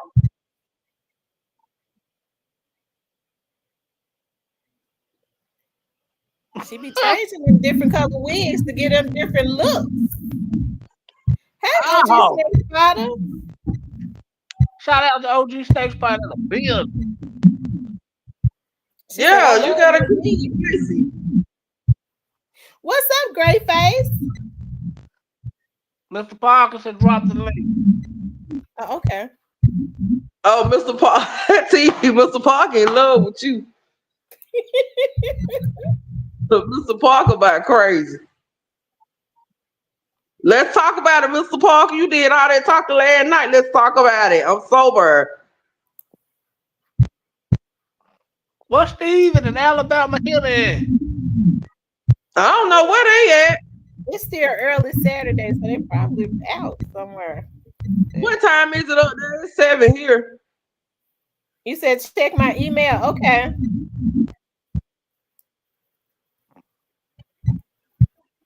You gotta check your email. I ain't did that in so long. I know I never checked mine. What's going on, Mr. Parker? What's up? What's up? Hey D. Hey Cypress. What's going on, Hi, bro? Mr. Parker. D, Mr. Parker, I ain't see Mr. Parker. Mr. Parker got a picture, Miss T. I know I seen it. D, let me ask you a question. Let's talk about it, Mr. So if you said if you're unhappy, you out. Do you speak on your unhappiness before you leave? No, I mean it's that you speak on your unhappiness. Now I ain't that cold with it. Okay, all right. I'm gonna warn you. I'm gonna warn you first. There you go. There you go. I mean, because before the instructions come, what warning? I'm gonna let you know I'm not. I'm gonna give you time to try and fix it. I ain't that cold with it now. I'm gonna let you know. But baby, communication is the key. If you with somebody, you got to be able to communicate with them. And if they ain't listening to you, if they keep doing the same shit, then hey, I'm out. Yeah, you gotta go. I mean, life is too short to be unhappy.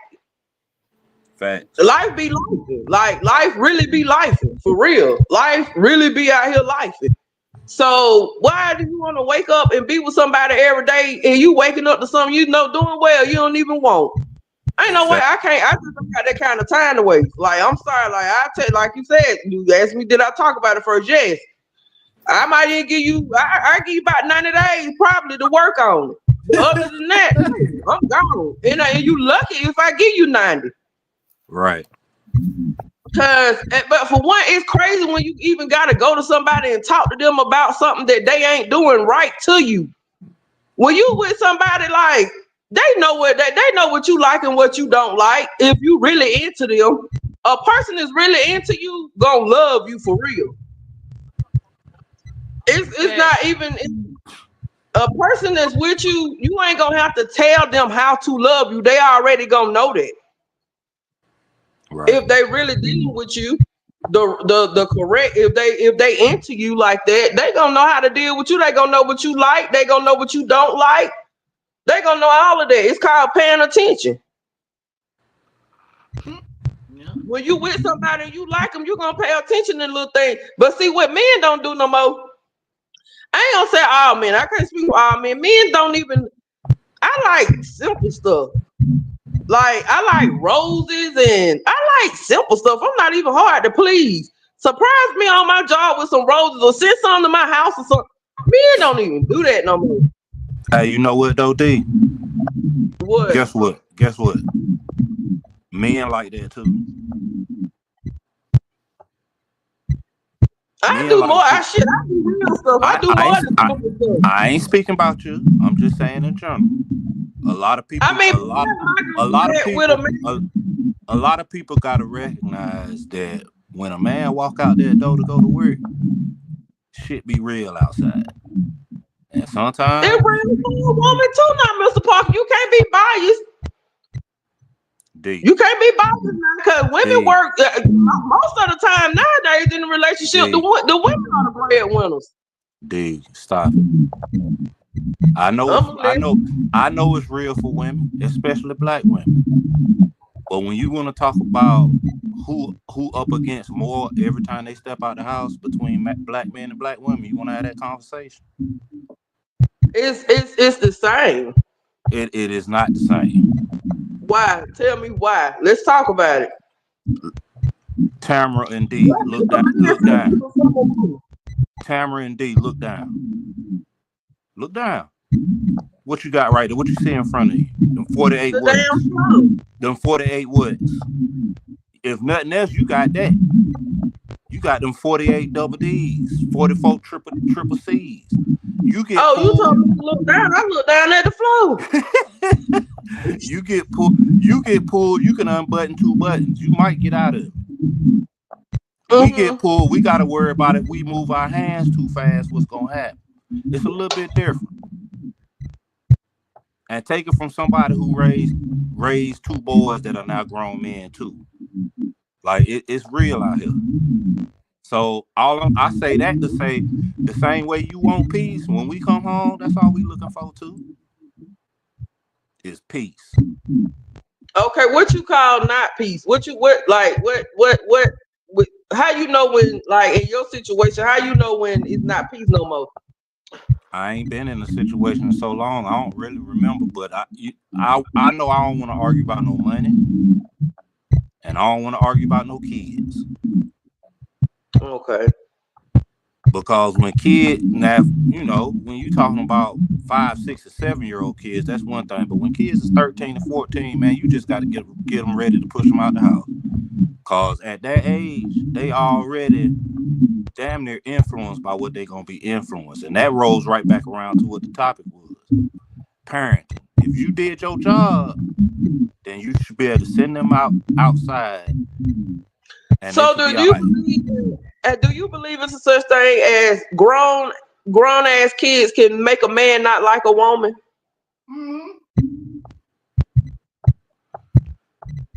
Do It y'all believe it? depends. Like, when a woman got kids that not yours and y'all dating and the kids are just, I guess, off the chain or whatever, do you believe that can make a man not like a woman? Yeah, Hell yeah, yeah.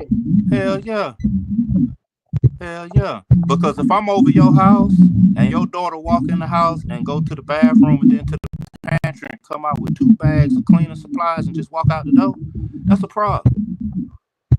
Why? Cause why is you stealing from your mama? Oh, okay. That's disrespectful. Don't come in here But stealing from your mama. see, I mean, that could be something that they do though. You don't never know what situation you walking in. You know what I'm saying? Walking into. And that's You fine. can't But you say know that what? Here, that might be here, something. here's the real thing about your question. Cause I was just joking for Tamara's sake on that. But here's the real thing about your question. If a man dating a woman and her kids is like on some shit, that man got a decision to make. It's just that simple. Because she done already raised them or didn't raise them to be whatever they is. So is you gonna deal with that for the rest of your life, or are you gonna step? Most men gonna step. If them ain't his kids and he don't like how they move, he ain't hanging around. Right. But y'all, but see what the thing. This what I hate: a sorry ass woman. I hate a nasty woman that don't like to clean up. I hate a woman that don't like to cook. I hate them kind of women because you're not a real woman to me if you don't keep your house clean and at least cook.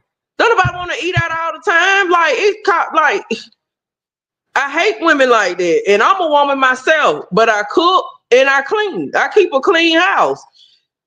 I can't stand no nasty, filthy house. If I ever come to your house and it's nasty and filthy, I'm gonna talk about you.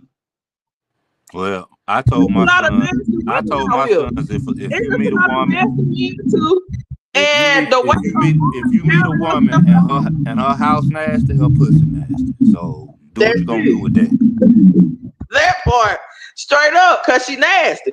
And I always I used to tell my twin brother, look, I don't care what the alpha look like in the club. Go to her house and see how she lives. That's gonna let you know everything about her. Facts. Go to her house, see how she lives. Clean the hell in the club. Go to her house. I guarantee you, nasty as hell. Probably still sleeping on the damn air mattress. Mattresses on the floor, clothes everywhere, just nasty. I can't stand no nasty woman. You ain't no real woman if you nasty. I don't care what you say. I don't care who toes I'm stepping on, because there's somebody in that chat that nasty. I want me clean now.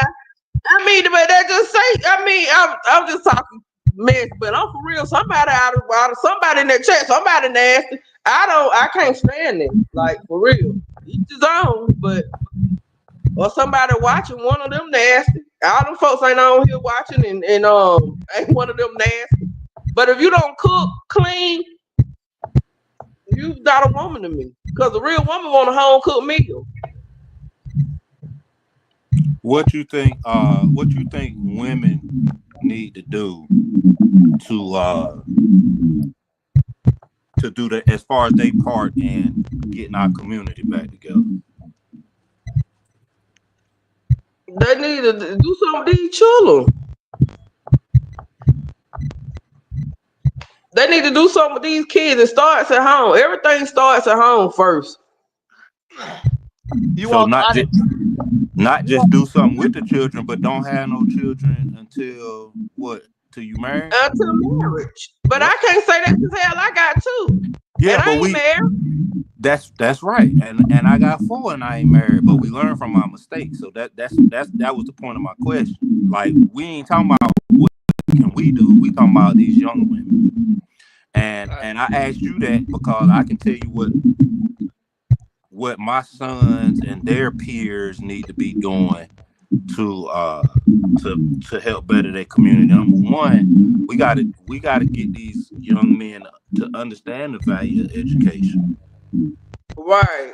It might not get you everything you want in life, but an education ain't gonna never hurt nobody. No. And that's why you see so many black women going back to school, because education ain't gonna hurt you. It might not help you to get you where you want to be, but it ain't gonna hurt you. Yeah, you gotta have some type of education, something. Because I done did a lot, I'm not perfect. So I want the best for my kids.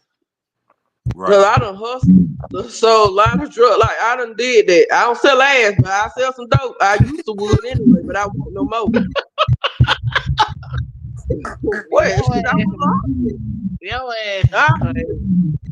I'm just being honest. Like, you learn from your mistakes and you want your kids to be better than you. But see, it goes back to the music too, because you got these girls out here telling them it's okay to sell ass now. You got them telling them to be dope gold diggers now. You know what I'm saying? You got them just out here they destroying the kids. But you know what though? I'm gonna be honest. I feel like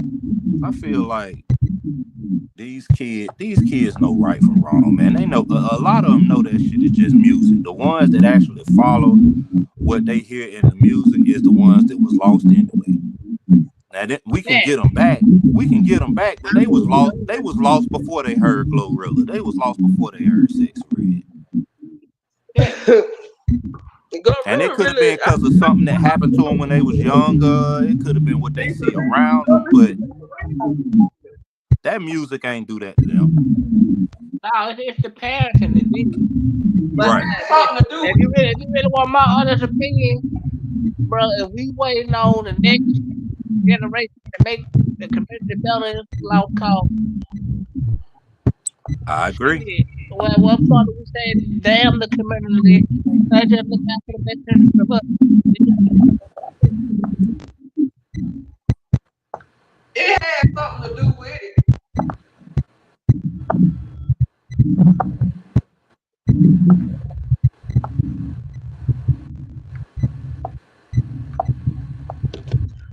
It plays a part. I feel like it plays a part. It does. Okay, y'all, I'm back. I'm sorry about that. Somebody got a feed. Can y'all hear that feedback or is it me? I can hear you sound like somebody outside.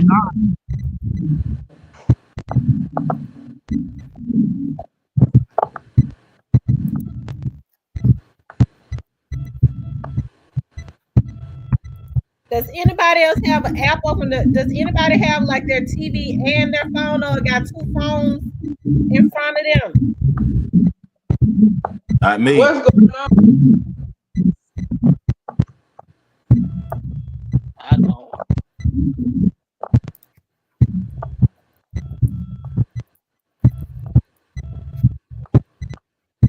My TV on. Can you hear me, Miss T? Yeah, turn the TV down because it's a feedback. I think it's coming from you. Wait, let me turn the mic off for me.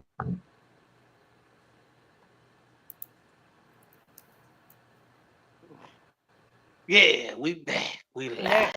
Now it's okay. Now I can't hear it no more now. Yeah.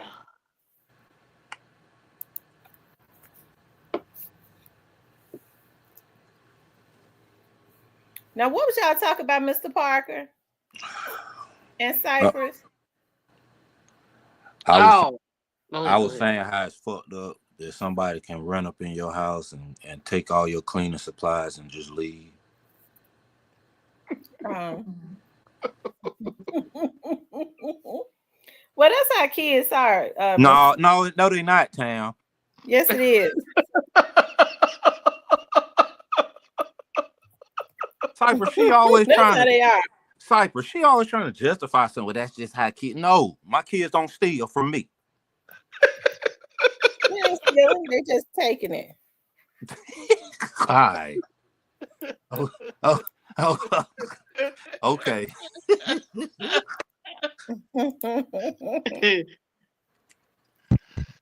Black women be spoiling their babies. Now we can hear it again. No, it's probably. I ain't got no app on. I don't turn the TV all the way down because I ain't got nothing on. It might be my phone. Great face, I see it. I just pulled it up. I see it. What we got breaking news? What we got breaking news? We got breaking news. Y'all so nosy. Sound like we got breaking news over here. It's breaking. It's breaking, but I don't think I'm gonna be the one to break it. Breaking what, Cypress? With that bone suit. The other day, that damn suit was so good, girl. What kind of suit was it? It was a that bone suit. What you say, Cypress? Breaking what? We got some breaking news. News. No, Yeah, man. I'm country. Yeah, I'm country, man. You from Tennessee. Yeah. It's a difference. It's a difference between country and Memphis. Yeah, we got breaking news, y'all. What's T? Huh? We ain't gonna let it out right now. Yeah, I'm gonna wait to break it. I gotta look into it some more. Is it what we think it is? Well, I mean, it ain't got it. It ain't got it. It ain't just saying they didn't win and got it, Cypress. Like, you can read about it.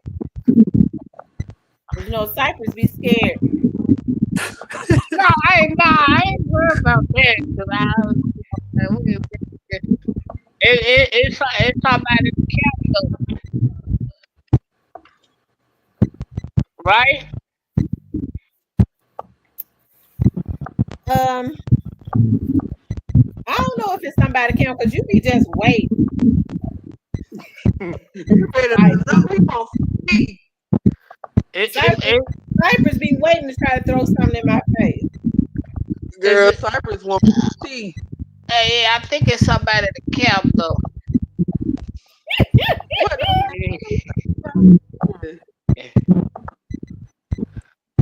Why I gotta be like is that? Alright, but we gonna wait, y'all. We gonna sit on it. Y'all gonna get the breaking news later, alright? Missy gonna tell it. Y'all gonna get the breaking news later. Y'all think it's gonna be a RICO charge with CMG? You said what that? RICO? You said it's gonna be a RICO? Yeah. It's for sure gonna be a RICO, but it ain't most likely gonna be what people think it's gonna be. It ain't nobody else to get, Cypress. Let's do a mute check. You don't think so? Mr. Parker, you showed me the you like CMG, Mr. Parker. I don't care nothing about none of them niggas. I'm just saying it ain't nobody else to get. He's saying it's gonna be a RICO, but it ain't what you think. Well, if it's a RICO, it's got it. So what you talking about? Miss D, go out and come back in. Hold on, I'm gonna put you in the backstage and bring you back up because that sound, when I muted you, that sound went away. Hold on. Okay, no. yeah, we see that. Now It's definitely something with her phone. Yep. She probably it's got something with her phone. It's she giving some got, type of feedback. She probably got Boost Mobile or something.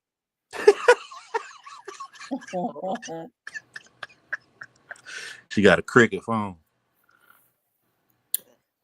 Hey, don't do that. Don't do that, man. Don't do that. She ain't here. Don't do that. She ain't here to cuss me out. She'll be back up. She probably turn her phone off and turn it back on. But now I think I speaking of God in her, yeah, I brought God in her.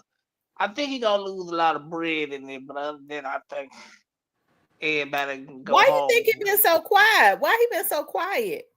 I don't know. Probably been promoting Glorilla. Tam, he making a lot of money off Glorilla. He ain't got to talk. He ain't got to say nothing. But is he really making enough money? Is he really though? Because I'm gonna tell you, he putting out a lot of money on Glorilla to promote her too. How?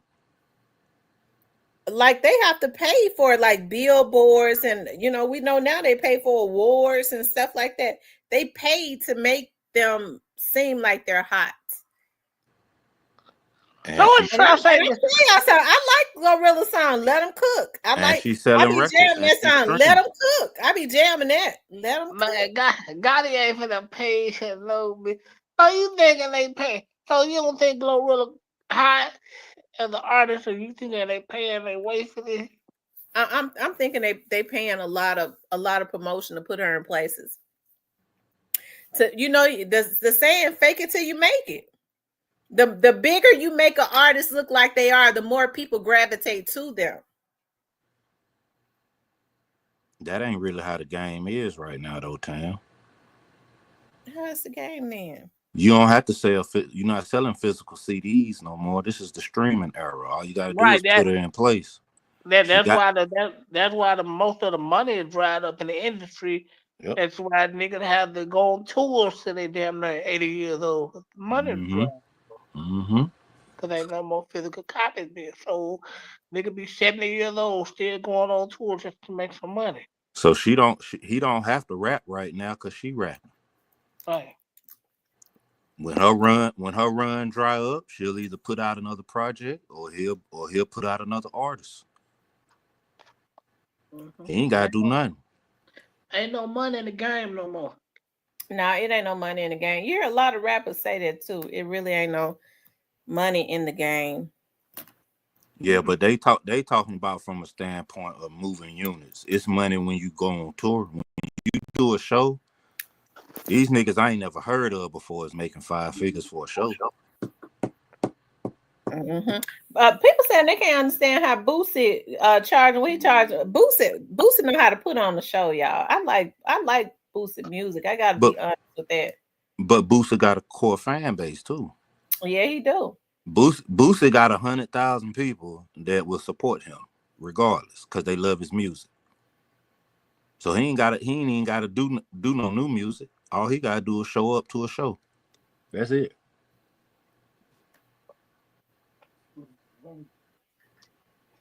Well, he be rocking the house because when they be going live when he doing concerts, he be packing them out. He got classic records. Mm-hmm. But a lot of artists make money from doing other things other than music. You'd be surprised how many artists got shoe deals, how many artists got soda deals, all types of shit. So I mean, it's so much. I mean, you can make money just sitting on Instagram if you're an artist. They'll come and pay you $20,000 just to post they product 2-3 times on your page. Yeah, they will. So they ain't really got to worry about it making it in, and then YouTube will pay you if you get 5 million views on a video, you're gonna get paid. Mm-hmm. I agree. That's true. That's why I be telling a certain person that she need to get on Instagram. I'm gonna get on there. Yeah, when? Starting the first of the year, it's a whole lot of stuff that I'm gonna start doing differently. Okay, we don't hear the feedback yet. It's the gone. noise gone. Yeah, it's Okay. gone. So in the buffalo way, praise the Lord. What Cypress talking about? I'm sipping this Coke because the buffalo wing was high. Why you don't never turn your camera on? Why y'all don't turn y'all cameras on? Because we be. I like to see. Because we be. I want to see that. No, I ain't talking about you, but I'm talking about these men. Cause my beard ain't acting right now. Your bed. My beard.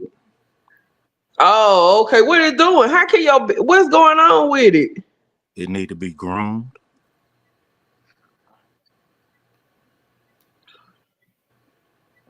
I need to edge it up, get it right. Oh, okay. I know my nails ain't acting right now. I'm trying to wait close to Thanksgiving to go get them did, but these things look at me. Where you live in Georgia?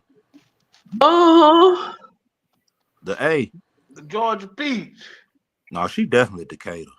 Definitely. I don't stand no damn Decatur not doing. Why I gotta be from Decatur? She definitely is on 6.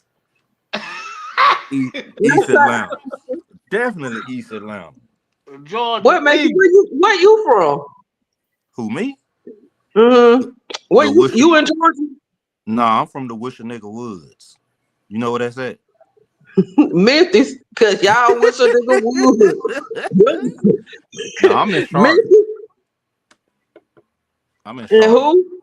Charlotte. Oh, you in Charlotte. Oh, okay. I'm about to move to South Haven though. Oh yeah. Huh? You heard me. I'm about to move to South Haven. Why you moving to? Oh, you talking about? No, well, who stay in South Haven? Let's talk about it.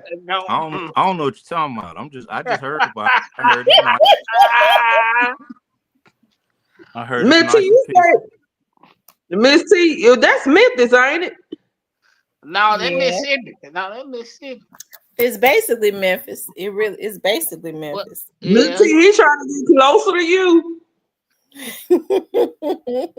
That man is in love with you. Do you and Mr. Parker talk? Oh, they done hit True Aquarius. No, T. Don't cut it off. Go ahead and ask the question, D. Ask. Wait a minute, they said somebody is hacking. They hiding folks. I think her thing is hacked because they just hit another person like they did you. They hacking. That's crazy. Oh man. Me too. You got some serious haters. TT, you said this what happened last time. That's why you switched to the phone. They is not gonna let you live. Diane said she did that by accident. That was her. I was gonna say they're not hid. The person ain't blocked. The person not blocked. Oh, I'm scared of the chat over here. I gotta come up on the panel. Y'all must already unhear them because it's saying that the person is not blocked. Oh. Well, that was a good try, T. Go ahead and ask your question, D. Girl, go ahead. Do y'all talk on the outside of here, Miss T? Ask T. Yeah, ask T. Don't ask me. Ask T. Yeah. Oh yeah, this is getting good. I gotta get my Miss T popcorn got ready. real quiet, didn't you? Now what y'all Miss say? T, Go ahead. let me find out. What happened? What he say? She asked you a question, Tamara. I don't know. I asked him, did y'all talk on the outside of YouTube? I gotta get my popcorn ready.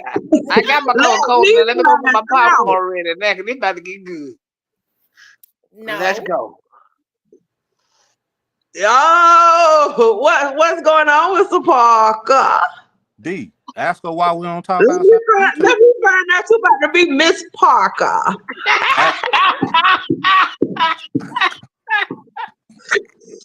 Woo, let me find out you about to be Miss Parker. Ask her why we don't talk outside of YouTube, D. Why? Missy, why you Mr. Parker, you want me tea so bad you can taste, ain't it? Facts.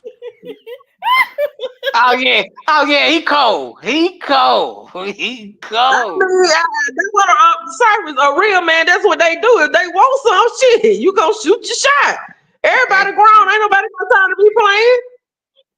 No time. I'm about to be 52 years old. Baby, a clown mouth don't get fed. That's what you gotta know. A closed mouth don't get fed. You hear don't. that, TT? TT, you hear that, TT? Lord have mercy. Yeah, Chrissy, I'm over here Chrissy, shopping for a sweater dress. Chrissy, you hear that? Oh my! Yeah, oh my! Do you like those true religion sweater dresses with the shoulders, the shoulders coming down? Oh yeah, they give you the cold. Hey, I love sweater dresses all together. Yeah, I like them true religion sweater dresses. That's what I'm shopping. I'm trying to decide on if I want to get. They got the logo ones with true religion all of them. I'm trying to decide if I want to get the red or the black. Mr. Parker ain't talking about true. Mr. Parker ain't talking about true religion over here. Hey, Cypress, don't nobody wear true religion no more. That's a lie. Coming back in style for women. That's a lie. Let me tell you some clothes don't step, baby. One thing about it, you can wear anything. Go if you know how to put it on, you can. I don't care who wear it. That's right. If I want to wear it, I'm gonna wear it. Don't sound like Mr. Parker. Because I think true religion was like a men's wasn't it like a men's line? Now they've kind of ventured over into. I like their sweater dresses because I've been buying cute boots. Don't sound like he into another religion right now at the moment. Next, Mr. Parker, you wonder why you ain't helping her look for that true religion dress? She ain't helped me get my birthday present. Oh, what was that? She know the jacket I wanted. Oh, what was it? Oh yeah, this gonna get good. I already got it. It's straight. I guess I'm gonna stay a while. I already bought it. What kind was it, Mr. Parker? Leather jacket. Oh, okay. And you and your feeling about that jacket, ain't it? I shouldn't have been. I mean, how did you ever tell her that you wanted it? Yeah, of course I did. What happened? She said I ain't get her nothing for her birthday. You know when I found out when her birthday was? When? On live with everybody else when she went live.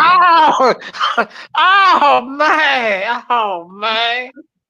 Cold, boy. It's a cold game out here. So that means you wouldn't be able to get her no birthday gift if you found out on live with the rest of her, right?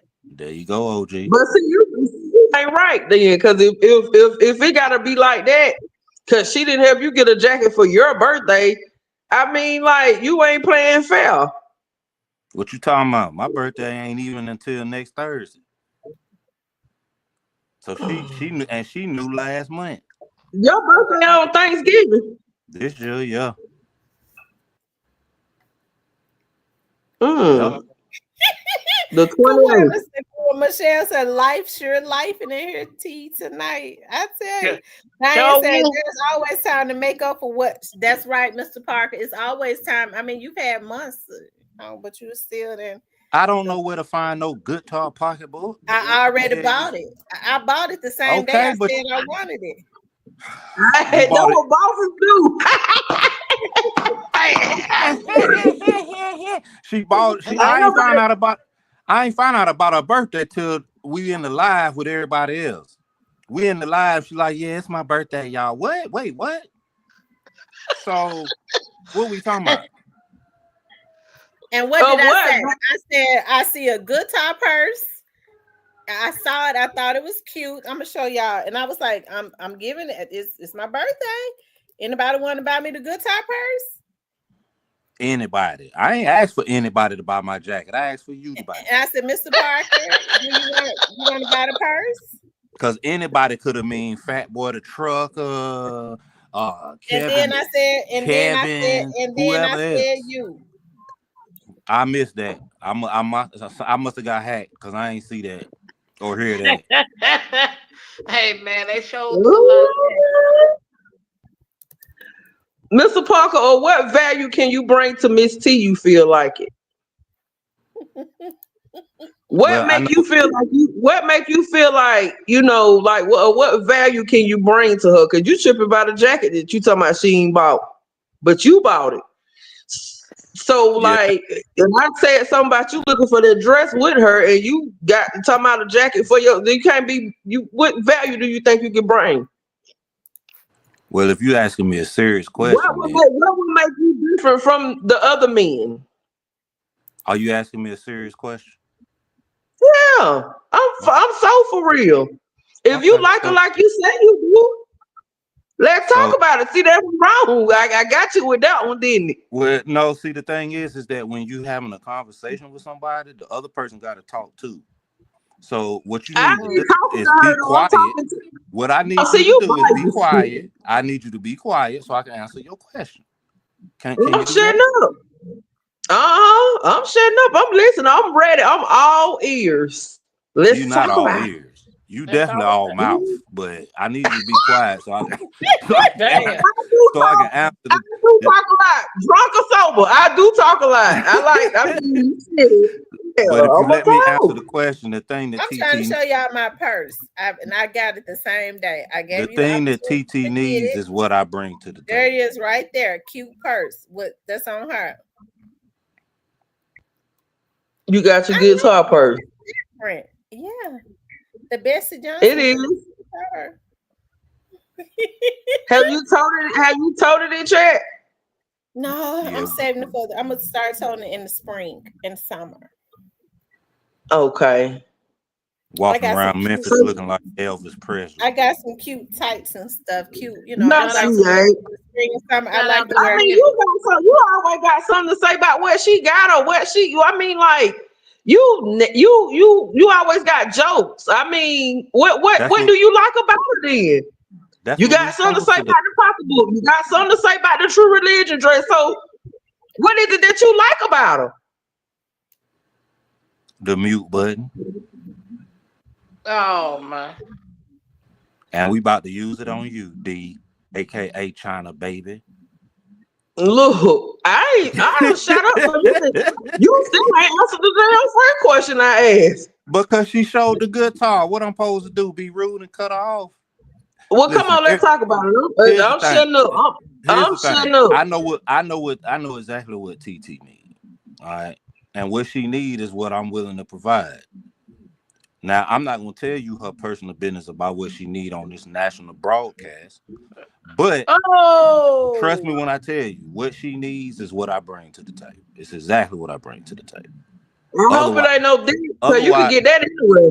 Otherwise, I'd have left it alone because I don't like wasting people's time because I don't want nobody wasting my time. You did. I mean, but how do you know what she needs?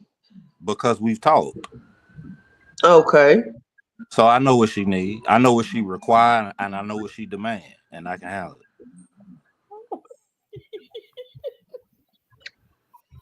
Okay, Miss T. What you And got to say about hold up. And it ain't got nothing to do with no dick, cause she can get that anywhere. exactly? Now Cause good see, that's dick. what Now good dick, on the other hand. Okay, I'ma stop. you Go ahead. ain't even took. You ain't took on that date. You ain't even took on no date. You ain't did nothing for her to even give you no kitty. So I mean, of course, I hope it's not that. Well, she's 40 plus. I wouldn't want her to give me none without some type of appreciation shown on my end first. Like, of course, I'm gonna take her out on a date. Ain't gonna take her out on a date after.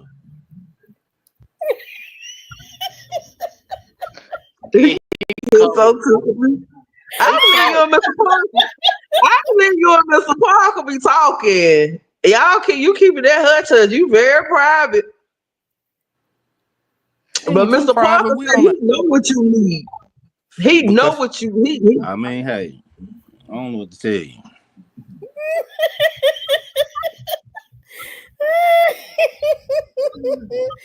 Anyways, what was we talking about? We was talking about, is hip hop destroying the black community, or is it bad parenting? She is over there blushing and embarrassed by D. Look what you did, D. Tamara darker than me over there turning red. They said, Miss D, we need a few of them peas. A few of them peas. What's that? What's the peas? If you Pain, go, I guess. you use your I don't imagination. sell drugs no more. I sell weeds. Yeah.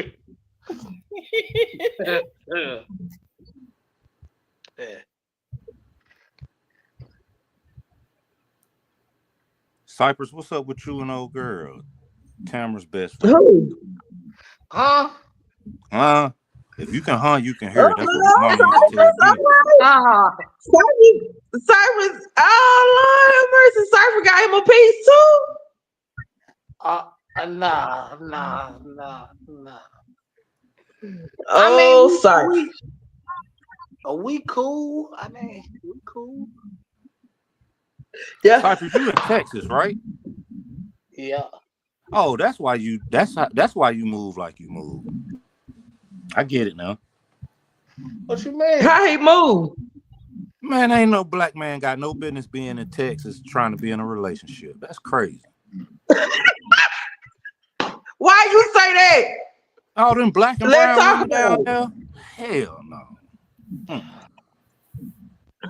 Man.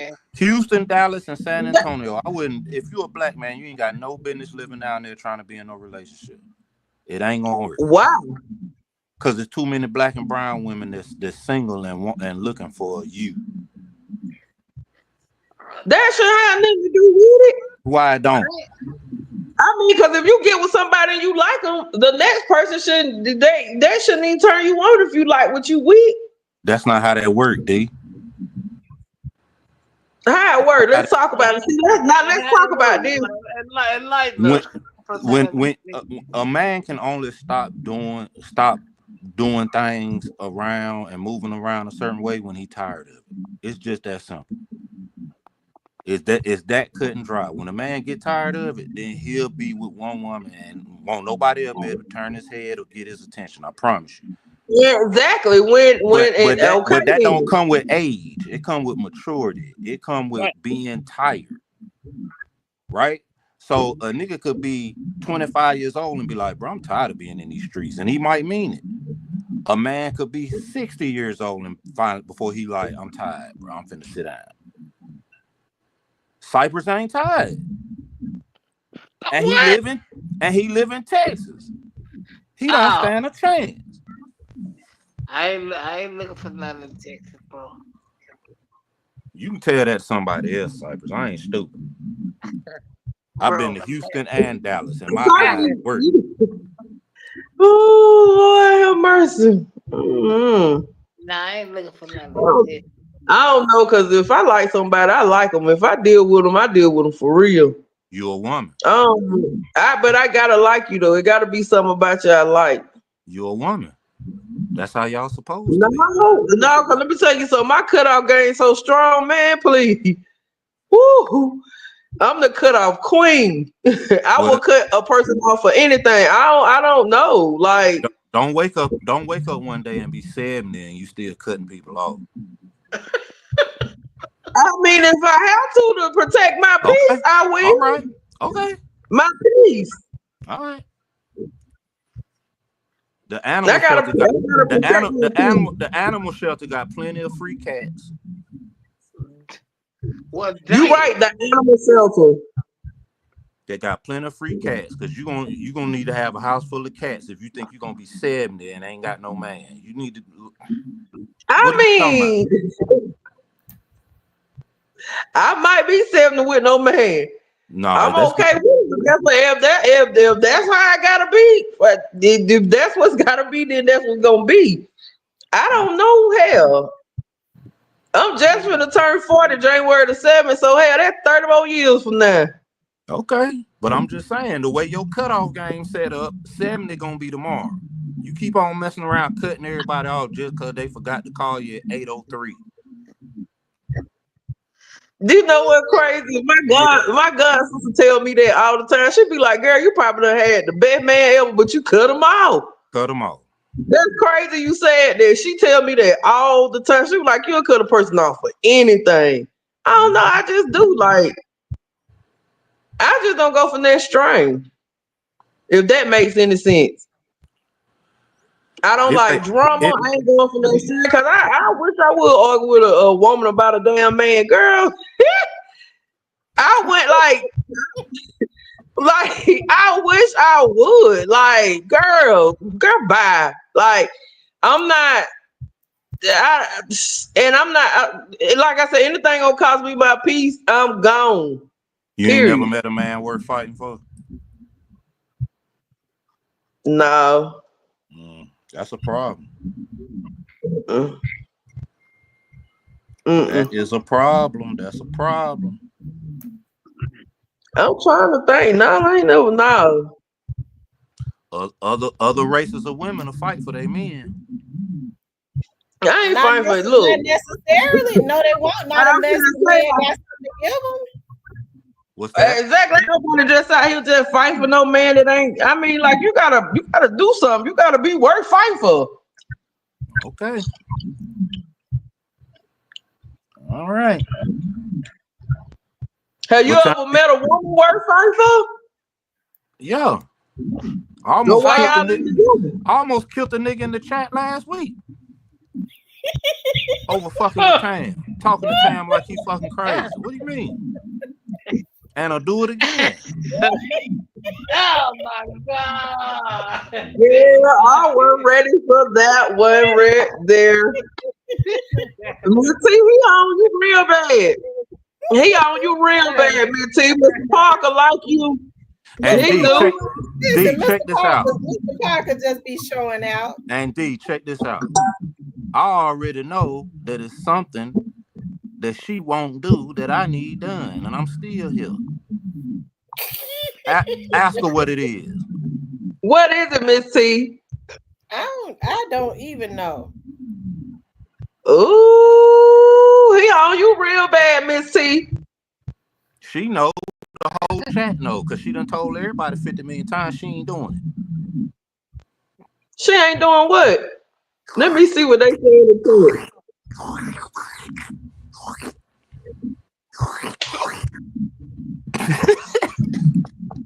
What?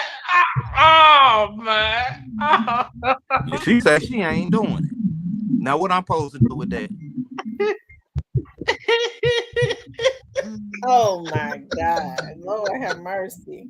What a grown ass man supposed to do with a woman that ain't gonna do that? And I'm still here. Come on now. Don't play with me. You don't do that. I'm an uncut freak. I'm gonna tell the truth on that. Miss T, I can't believe you don't get down, girl. Oh, now her sound messed up. Now she muted. Now she muted by accident. I'm sorry, one of the dogs hit mute. I'm sorry. I ain't even dog. She be telling me, I be thinking she talking to her grandchild or something. It be them damn dogs. Well, I mean, you know, that's just something she don't do. And that's what I had to accept. You maybe can bring that part out of her. You don't never know. Hey, I don't put no pressure on no woman to do nothing she don't want to do. I'm just saying that what I'm saying, you got a pressure. She might, hey, you'll never know. Certain people bring out different shit in you. Yep.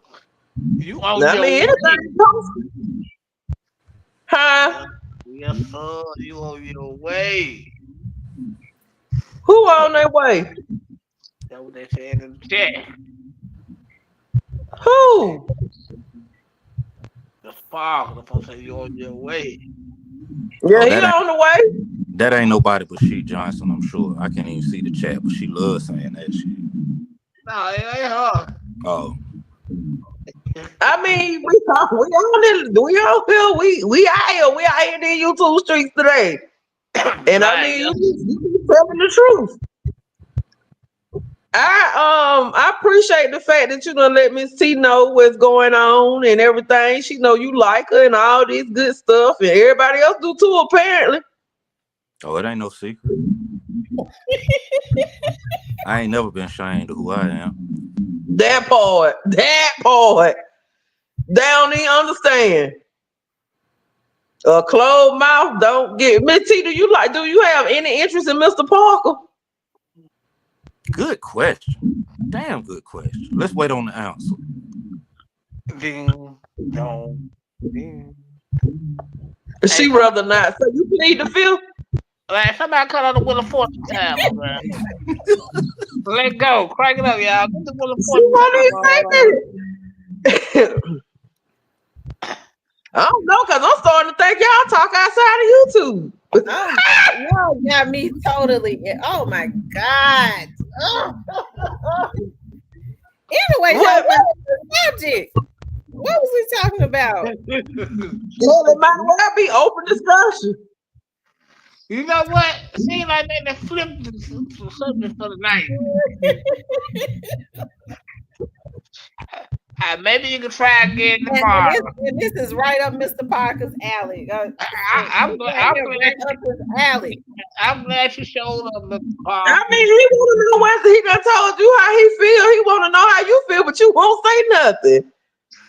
Mr. Parker, you give me some ideas to type of TV. It's cute or whatever. I'll change the subject. I know we ain't really fans of Black Youngster like that, but he do got a song about Tam though. Have y'all heard it? Oh. It go that booty, that big fat booty. That booty.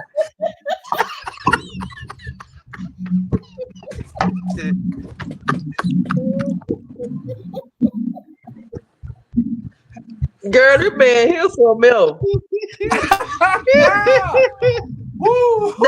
That what took me out when that man said he was finna move to South Haven. I knew then. I'm like, he getting close to the T. Cypress, why you take all your videos down?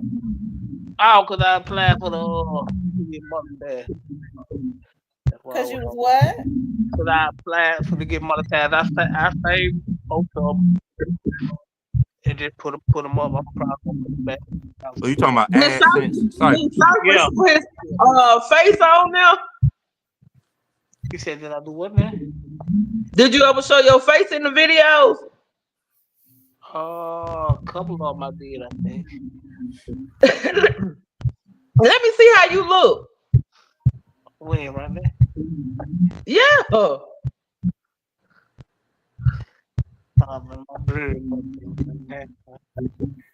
What? My beard fucked up, man. The same thing Mr. Parker said. Y'all ain't confident in yourself. Y'all men folk, y'all damn, your beard ain't right and shit. The hell? Let's talk about it. Something ain't right. I just got off work. Oh, that was Steve said last night, but he was at work in the car or something. No, I work from home, so as soon as I clocked out at 7:00, I was on. I just got work though.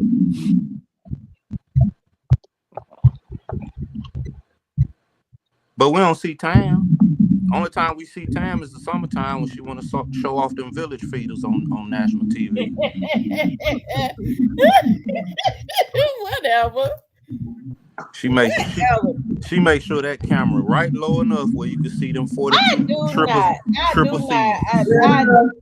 The camera, listen, the camera be, that's just how I be leaned over when I'm, Yeah, you tilted over because of them giant. Never mind. I don't be tilted over to whatever. Anyway, y'all, listen.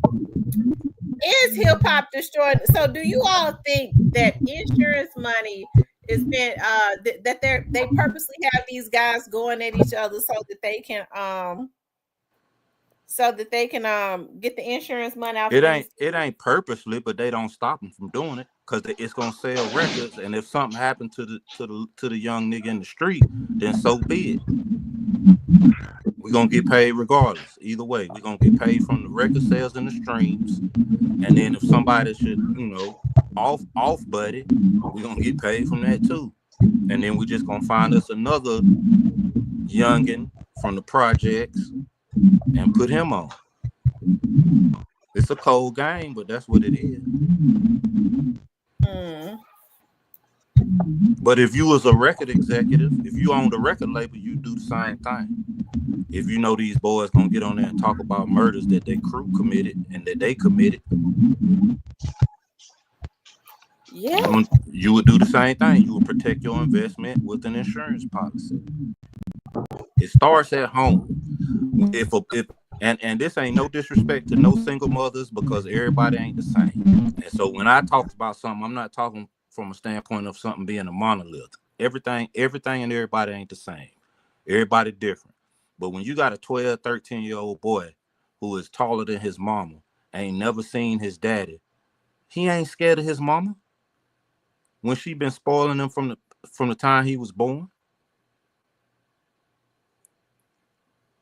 He ain't scared of his mama. But there's 16, 17, 18, 20-year-old kids outside that's already lost that he look up to because he didn't have a father or he didn't have any uncles to look up to and guide him in the right direction. I feel like a woman can do her part to raise a son, but she needs a father figure, preferably his father, to take on the bulk of the responsibilities when it comes to raising a young boy to be a man. And a lot of what you see in the streets is boys without fathers. Yeah, that's true. And believe it or not, they search for that. They want that father figure. That's why they be up under these OGs so much, looking for their approval, especially if they think they've obtained some type of success. Exactly right. Now the issue is, how can we convince these young boys that the ones that they see outside ain't the ones to look up to? It's the other ones. Because see, these 12, 13, 14-year-old boys ain't approachable. They ain't approachable. Like I can't just randomly approach a 14-year-old boy in the middle of the mall and try to have a conversation with him. Because if he already got 1 foot off the porch, he ain't listening to me. I don't look like the people that he see in his neighborhood. I don't talk and act like the people that he see in his neighborhood. I can, because I've been there. So how do we convince these young boys that, hey, find you a mentor? You ain't got to wait for somebody to come save you or somebody to come tell you how to do something. You go find it. It could be that maintenance man in your apartment complex. He might be the right person to talk to. But you see a maintenance man in a blue collar and think he ain't getting no money, so what's the point of me talking to him? Because that's what they've been taught. You see what I'm And it's saying? unfortunate that people only respect people based on people don't respect people anymore because it's really you give respect to anybody, especially if it's and they reciprocate that. But folks don't respect people unless they feel like um they've obtained some type of success. They really respect positions. They don't respect humans anymore. So if you Right. don't have a high paying position or whatever, people feel like I don't need them, so I'm not gonna respect them. I really think that's where everything has gone wrong. People just don't respect human beings anymore because I'm gonna tell you something. That janitor might, like you said, might be the person, as a matter of fact, probably has a lot more humility and has a wealth of wisdom and knowledge. Right. Exactly. But you know another thing too. If I walked, if I walked, if I was 5 houses down from my grandma's house and I got into some shit and somebody saw it, I'd take 4 ass whoopings before I get to my grandma's house. And then I get an ass whooping from my grandmama and my granddaddy. Nowadays, you can't even discipline somebody as child. I mean, it takes a village to raise a child. That's not a cliche. That's an actual fact. But the village done fell apart because don't nobody want nobody talking to their children or disciplining their children. I agree. So now when a little boy down the street fucking around, ain't nobody gonna say nothing to him. And guess what? When he get home, his mama just not getting to her second job. So he ain't got no consequences. So now when the older fool standing outside tell him, hey, look, I need you to take this down the street to Boogie House. He ain't got no problem doing it for OG because OG is that dude. He got a nice little Benz in the front yard. Yeah, I take it down there for him.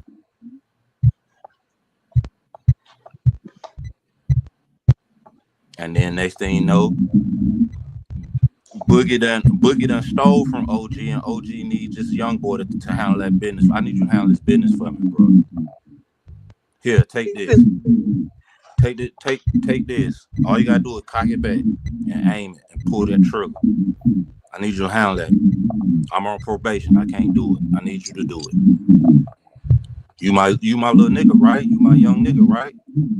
We've been rocking and rolling for years, right? You my nigga, right? You want to get put on? This how you get put on. The boy don't know no better.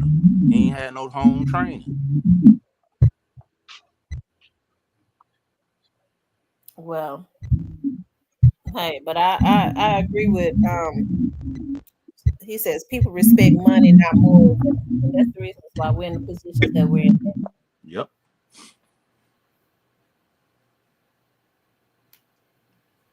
And then you get people in office. You get people running for offices, for local offices that you known them since they was little, and they been solid. They stand up. As soon as they get in the office, they turn corrupt. They got sexual assault allegations. They've been skimming money out the fund, all types of shit. It's a cold world we living in. It just is what it is.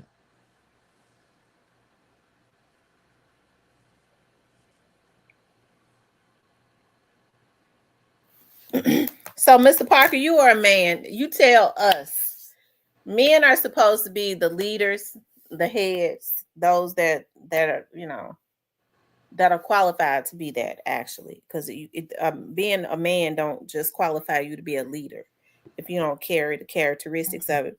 But you being a man, what needs to be done for this generation that we're seeing that's losing their lives in record numbers before they even turn 20? What needs to happen? Black women got to stand beside us or behind us in solidarity. That's the first thing, because y'all run the house, whether it's a Miss single T. household, or a two-parent household. Mm-hmm. We can't lead if all of our women are saying I'm strong and independent and don't need no man. How we supposed to lead? But you're omitting that the men are the ones they're leaving their households in record numbers. And how is that? Because It don't necessarily mean that it's the woman. No. Tamara, men don't end relationships. Women do. You know that. And D just told you. D Okay. just confirmed. Men don't leave relationships. As a woman, let me say this. As a woman, I know a woman will do everything she can to hold her relationship together, especially if there are kids involved, until she just mentally can't take it no more. Okay? That man is out consistently cheating on her. That is emotional and mental abuse. That man is verbally abusing her. Stuff like that. I mean, she picked the wrong man. But is she supposed to stay in those conditions? I'm asking you that. Oh no. I wouldn't expect neither one of my daughters to stay in conditions like that. But I also expect my daughters to pick the right man.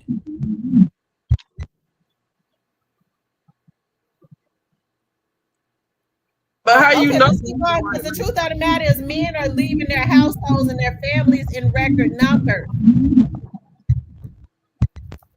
So when you say leaving their households, are you saying that they say, I'm going to get bread, I'll be right back, and just not coming back? Absolutely. Stop it.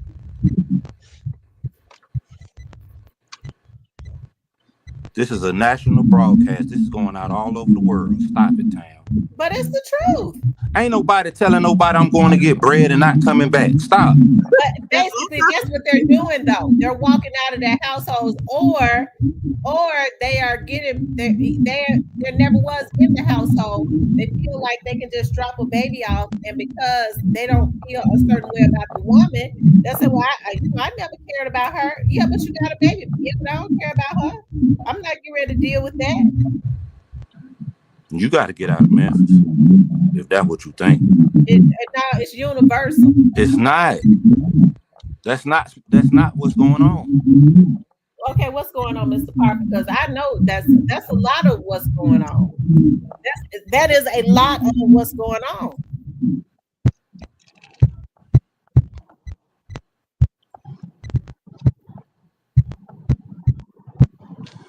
If a woman is doing what she knows will keep her man happy, her man ain't going nowhere. A lot of women are bending over backwards. A lot of women ain't. I know you talk to women all the time. Do you what about those women that are? Then they pick the wrong man, and that's unfortunate, but it happens. But see, you have excuses. See, what excuse am I making? No, you're consistently trying to put it back that it is whatever the man does. It is the woman's fault. If he walk out, it's the woman's fault. If he mistreat her, it's the woman's fault. If he does this, it's the woman's fault. You're not putting anything into the atmosphere so that these men can take responsibility for their bad behavior. First of all, I didn't say if a man cheats on a woman, it's the woman's fault. I didn't say that. What I'm telling you is that women have to practice better discernment. You can't be a woman, 22, 23 years old, and want to date a dude that's 24, 25 that's already got 2-3 kids. What kind of sense that make? The same way we was talking earlier about a man dating a woman with 3 kids. Mm-hmm. So if you date a man that's already got 2 kids, and the first thing you need to do is be peeping the scene. Okay, why is it that anytime I call him, he's always available to come over? Weekdays and weekends. Like, I don't understand. How is that possible? And he got 2 kids. So you're not taking care of your kids. You're not spending time with your kids. So I'm going to lay down and have a baby with you, thinking that I'm going to change you? That's what I'm talking about when I say they picked the wrong men. Okay, I can understand that. Right? And I'm not saying that. Now, okay. Now, as far as a man cheating on a woman, constantly cheating on a woman, a man only going to do what a woman allow him to do. So I don't blame a woman for leaving the dude if he cheat one time. And I ain't even talking about cheat as in sex. It could be, oh, I caught you talking to some chick inappropriately. because you in a relationship with me. Hey, if you want to leave, I get it. But leave before you get pregnant. Leave before you have a baby with them. Right, I agree. Well, let me ask you something because we've been on here almost 3 hours. In this situation, that because we talk about the young dog situation all the time, we see that a straight drop is young enough to be your son, my son. He's young. Right. What would make a young man? Because you've been a young man, 23. He was 23 years old at the time. What would make a young man want to go and do something like that? Because he knew better. Why? What would make somebody just make a decision to go, a young man make a decision to go do that? He What didn't went see, wrong? he didn't see another choice for him, another option for him outside of rap. And he had one of the bigger black owned record labels around offering him a deal for him to go commit this act. And he didn't have a plan B or a plan C. And there's a lot of boys in the hood that don't see another way out other than rapping or sports. They don't see another way out. Mm, That's cut and dry to me. He did it for the record deal. do you? Allegedly he let Quit, who was supposed to be his manager, if I'm not mistaken, talk him into doing all of this for a deal. Mm-hmm. And he didn't see another option for himself. Mm-hmm. If he could hoop and he had somebody talking to him about going overseas to play professional ball overseas, he wouldn't be in the position he in. If he had a real interest in uh being an architect and was thinking about re-enrolling in college, he wouldn't be in the position he is. He ain't have a plan B. Now I don't know the boy personal situation, but I'm almost positive he ain't got no data around. Right. Miss T, you feel bad for him, don't you? She do, I do. because she think he just so damn cute and handsome. He is. He very handsome. He just He is a handsome. He he is just a a handsome little boy. He is a handsome kid. he is. Miss T correct about that. He And I get very handsome. and I understand that because of y'all's age, y'all call him a little boy and a kid. He is not that. He is a grown ass man who made a decision, and he gonna But pay for but them he still consequences. basically is He a no child though. no he's not. He is not.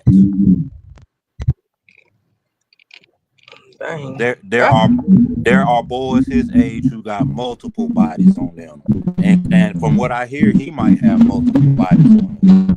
He ain't no kid, Miss T. What made me not feel sorry for him was everything he did after the fact. Like, nah, I feel sorry for him, but then when I think about all the stupid stuff he did after the fact, it's like he did that shit thinking that shit was cool. And they And, definitely and you did could some already, and stupid you could shit. see like it really confirms when he was on that elevator. He looked like he was stressed out. You had a bunch of older men that really put pressure on this little boy to go and do this.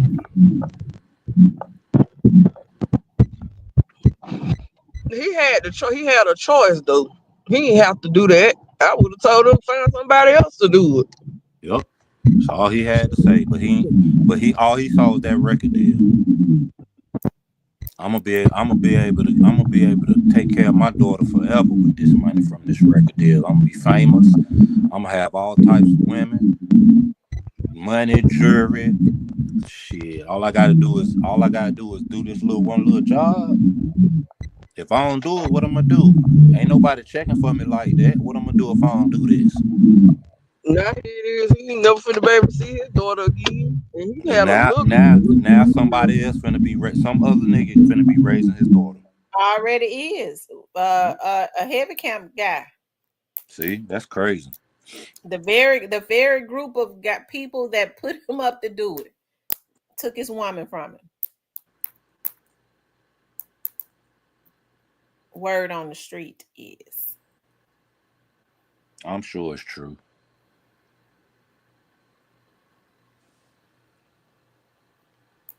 it's sad. It really is. Like I said, so do you think a father figure in his life could have helped to derail that decision that he made? So, Miss T, my son, well, both of them rap, but my oldest son, he real serious with it. Um, he moved to where his mama live at in Virginia Beach, and he had a crew of little niggas or whatever, but they was on some real weird shit. He said like they was messing with underage girls and stuff. So he told them niggas about them, you know what I mean, and stay away from me and all this and that. So where it got out, like they was hot with him. So he went and talked about it in a song, and word got back to him, they were gonna kill him. Right? My son stay strapped, but you know what he did? He moved to Richmond. Why I'm gonna put myself in a situation where I either gotta kill this nigga or this nigga gonna kill me? He moved to Richmond, and then he moved back down here, and got him a job. That's because I taught him well. It ain't about no reputation. It ain't about how you can survive in the streets. The streets ain't got no love for you. You just so happen to be in the streets.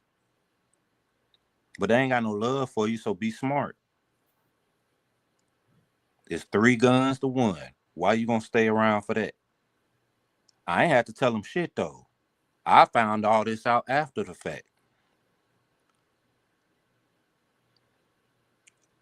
So I say that to say if Straight Drop had a father or a father figure around when he was growing up in his most formative years, when he was 9, 10, 11, 12, etc., then the same way Miss D said she would have told them boys, y'all find somebody else, that's what Straight Drop would have said. He'd have told when Quit say, look, bro, these boys offering a record deal and not no 360. They talking about some real paper. But this is what they want done. Drop would have been like, bro, I ain't got no beef with Dolph, and I'm not getting involved with that, bro. We'll find something else. It's other labels. We'll find something else.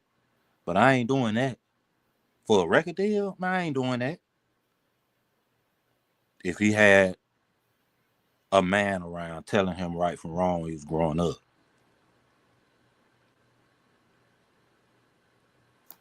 Yeah. I mean, ain't none of these boys had no men around. Look at Dirk. Dirk's dad was locked up till he was grown and already in the music business. It's too late.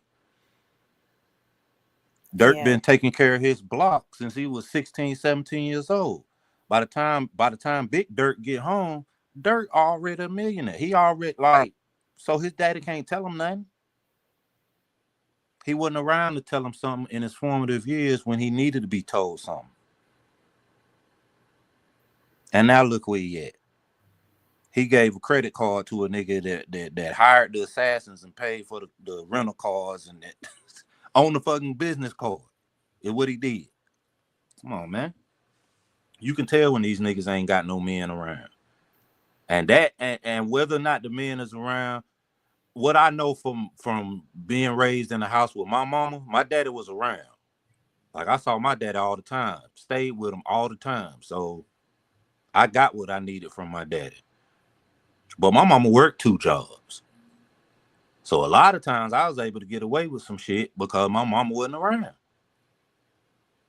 Now, if you living in the house with your mama or your old grandmama, your senior citizen grandmama, and they ain't never around or don't know how to read signs or don't know what a gang sign look like, and your daddy ain't nowhere around or your daddy in prison doing baseball numbers, then yeah, you can get away with some shit. And you gonna probably get steered in the wrong direction if you ain't got nobody that you respect to tell you, hey, bro, don't do that shit.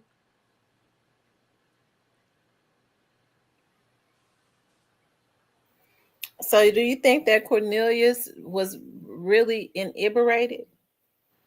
Inebriated? Inebriated? Yeah. When? During the act? Yeah. I'm sure he was. You think if he wasn't, it would have been different? No, I don't think it would have been different. I think he would have did it. Me too. Cause he's a drug addict. I think he had to get high to do it, but I believe he was sober when he made up his mind he was gonna do it. Right. Exactly. And Cornelius did it for the money. So when you don't pay somebody that's doing something strictly for the money, then you get what you get, which is That's what I'm talking about. That's what I'm talking about. That was inebriated Cornelius. Do you think it was strictly the drugs that had him to do it? no, no, I don't. I think it was the money. Now Yeah, he uses his money for drugs, but it's the money yeah. Because because I think he I had don't to do it over again. Because he didn't really seem he really didn't seem that remorseful in court. You know, because I mean, just as drug addicts do, he constantly had excuses. I had to try to make it. I wanted to make it happen for my daughter, but that's no excuse. You go get a job to buy your daughter a birthday cake and have her a party. when you a dope fiend at that age though, it's different from the dope fiends we knew growing up, Tam. Like the dope fiends we knew growing up, they wanted to wash your car, take your trash out, or fix your back window, or some shit like that. And that Work, would have bought his daughter a birthday cake. That. worst case scenario, they'll break in somebody's house or something, or scam somebody. But a dope fiend that age is he'll do the street shit for his high. So he'll bust you upside the head or shoot at you, whatever the case may be. See, he's still young too. He ain't he ain't no old head. He young. He just so happened to be addicted to some type of drug. Mm-hmm. But I don't think Quit or Juke could have paid him in drugs. I think he was just as addicted to money. Me too. So he wants to get paid whatever 40,000, whatever they said the payment was supposed to be. He wants that. You can't give him $20,000 in dope. I don't think he would have took it. I think I think he was just as addicted to the money as he is addicted to drugs. Yeah, because he was talking about buying a house. I do think his daughter. I do think his daughter's birthday meant something to him. I do think his daughter means something to him, but not enough for him to be smart enough to make better decisions. And it's obvious to me he ain't had no man around growing up neither. Yeah, it's sad, ain't it? Yep. But I saw that shit. I saw this shit happening 30 years ago. What you Because mean? 30 years ago, I was 22 years old, and my friends was 22 years old and 20 years old, and they had kids 5 or 6 years old. I ain't had no kids yet.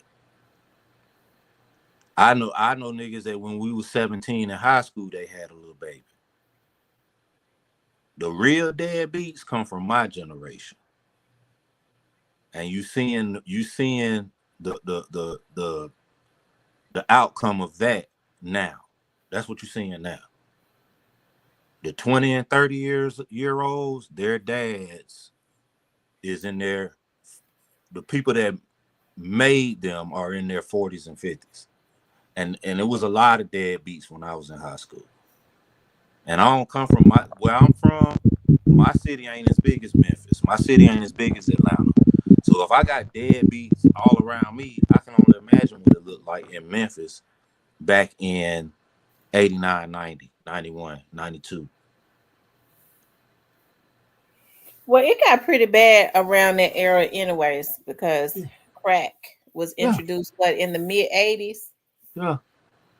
So not only was it bad with the fathers, you started seeing they didn't have mothers, like kids like Young Dolph and all of them that grew up in the '80s that had both parents that was addicted. They would have been just out there if they didn't have grandparents. I Mm-hmm. think that's the reasons why you see a lot of kids around 38, 39 years old, if they do got some morals and their parents were out there in the street, grandmother. That, Yep. that not the new age grandmother. That was able to take Exactly. up.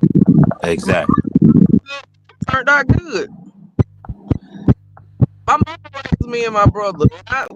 Both turned out good. You said who, Miss D? My dad was on drugs. Mm-hmm. Good. I mean, like me and my brother both. That's why when I hustled, I ain't had a heart to sell that. I just always, when I was hustling, I was just so because I ain't had a heart to sell nobody because I seen what it did to my daddy. Right. Mm-hmm. He was on crack, but shit. Now these young kids out here, they pharmaceutical got off the chain. Now them damn pain And they don't pills. do crack. These out here be 12, 13 years old popping damn pills and stuff already. Yeah. I mean, it's like they won't give a felon a certain job, but they let damn Trump ass make president with all them felons. They better not. They shouldn't even put that on the application now. Is you a felon? Does it? Hell, the president. You ain't wrong. I mean, I'm just being real. Like, the man that's running the country is a damn felon. Got several of them, but they put that on the application. What does it make?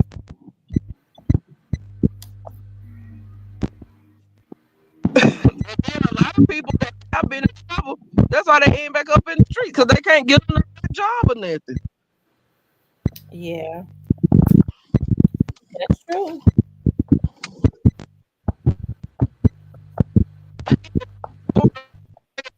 Damn, $200-$300. I mean, you ain't like you make with somebody. You can't have your own making that little money.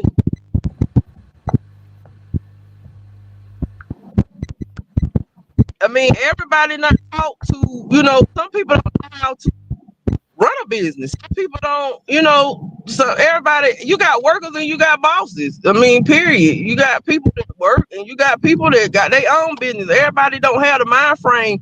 Either they'll say they ain't got the time, but some people don't know how to run a business. Some people don't know how to put a business together. Some people don't even have a clue on where to start. I don't judge people. I don't judge people. I don't. Because you got some of the best kids come out. You know what I'm saying? I mean, I feel like they want to do. I know some older guys, but they in and out of jail. Like, See, it's really something knocking in your background. It's terrible. Huh? I mean, You said what now? We can't even understand you. You say She you in the what? car. She in her Oh, car. she said she in the car. Mm-hmm. Huh? is it still knocking? Yeah, it's knocking bad.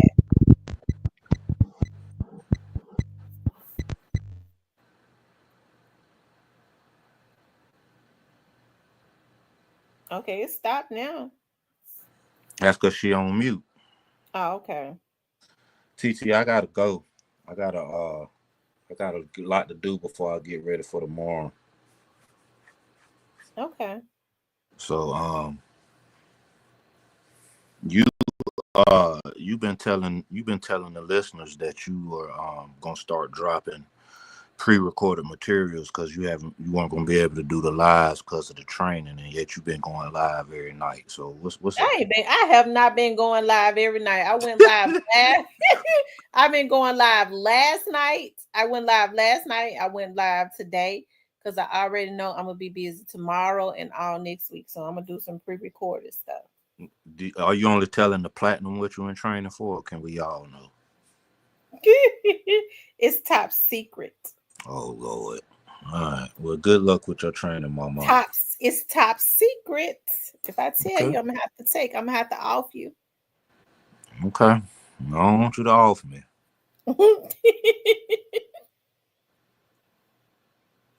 But yeah, I gotta drop an episode tomorrow for YouTube, so I need to get right. Okay, what you dropping? I don't know yet. I think I'm gonna do something on some half zip sweaters. I had a couple of listeners asking me about it. So you still doing your polo thing? Yep, it ain't gonna stop.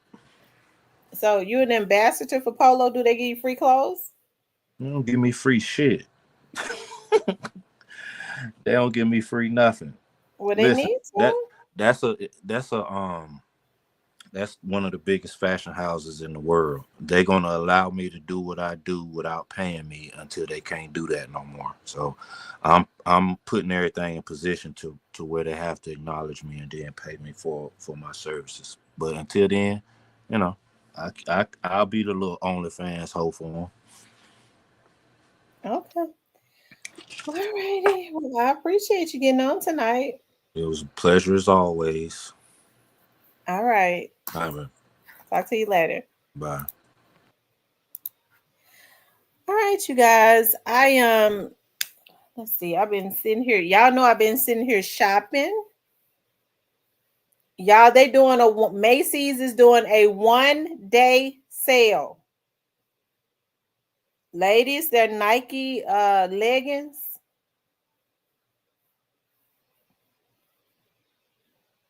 And if y'all don't, it's gonna end at 12 midnight. 1 day sale. Early Black Friday. Hold on, y'all. I like their Nike leggings.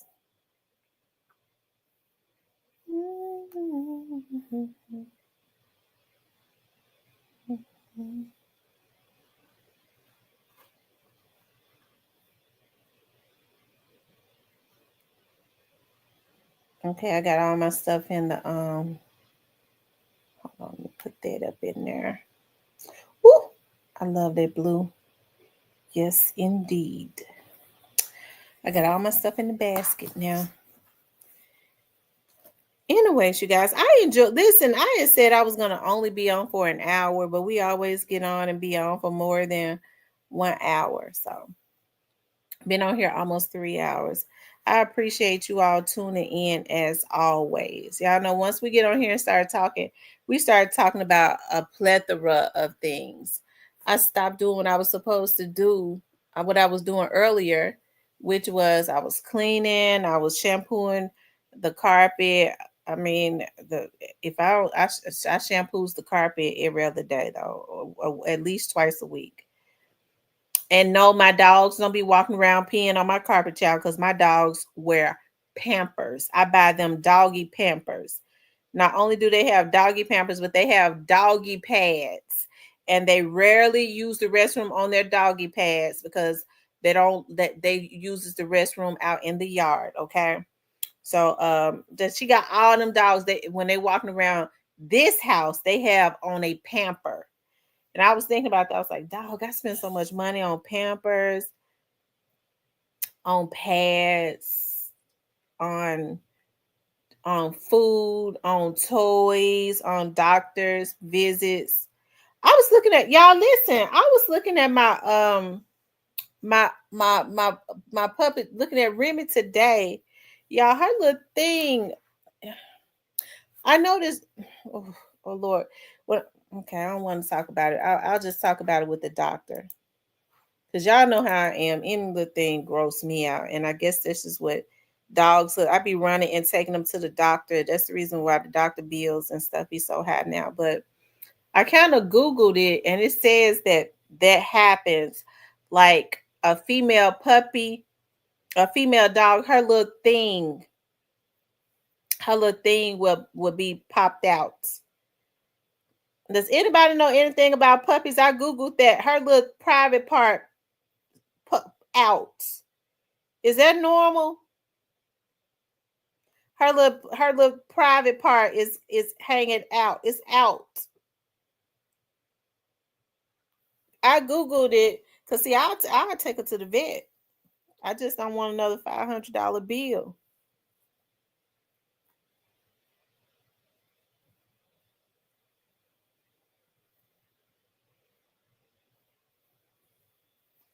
Anybody in here that's y'all tell me was oh she in heat. That's what it is. When her little thing is out.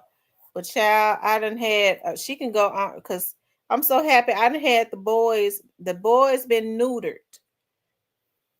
So I mean, I ain't want her around here messing around with her sons, anyways. Because that's just gross to me.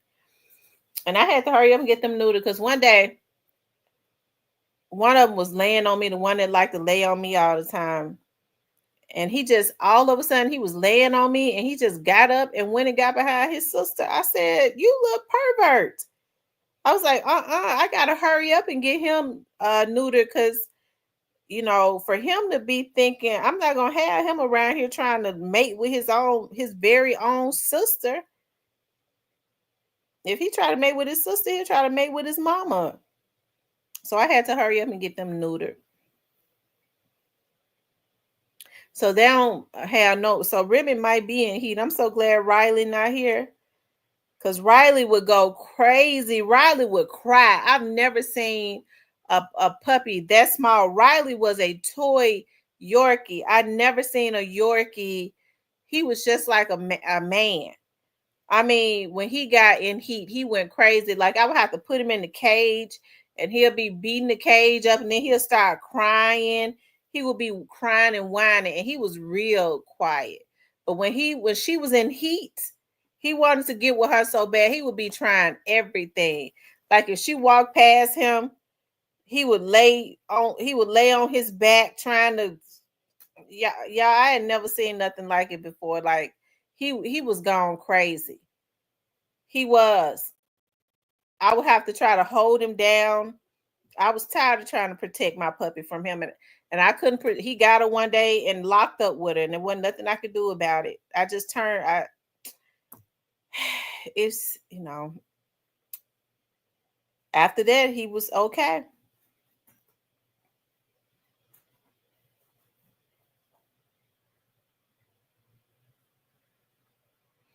I sent him back. I was upset, but my sister said since he been back, she said I never seen. She said Riley is so mannish. He be humping on everything. He be humping on the pillows. He be humping on he be humping on um anything, the couch, and he was horny. His little thing would get so real, it would get real long, y'all. I never in my life saw. I did not know dogs do that. When he was in heat, his genitalia would get so long he could not even walk.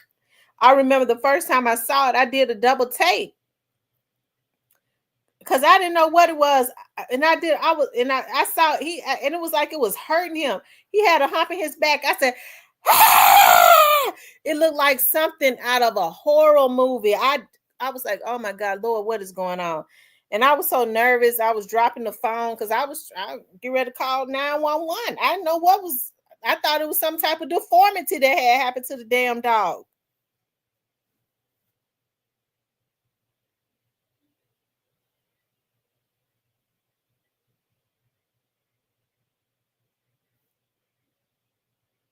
So those male dogs go crazy when the female's in heat. Well, I guess Remy just gonna be in heat then, cause she ain't got nobody. Cause the boys are. I made sure I got them neutered.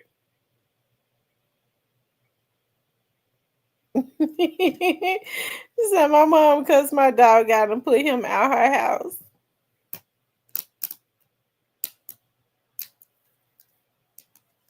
I didn't get Rainbow spaded though, because I was like, maybe one day I might want to let her mate with another Yorkie. I don't know. Maybe I might. But I think Rainbow has started getting in heat because she would start wiggling her tail a whole lot in front of she would start walking around the boys and wiggling her tail. I was like, is she trying to seduce them or something? I didn't know, because she would go and they would be laying down, they don't know nothing about that. They would be laying down, and then she started wiggling her tail a whole lot. I was like, I never seen Rainbow wiggle her tail like that, like she being fast or something. And she would go and stand in front of them or beside them. I was like, is she trying to seduce them? I gotta hurry up and get them neutered.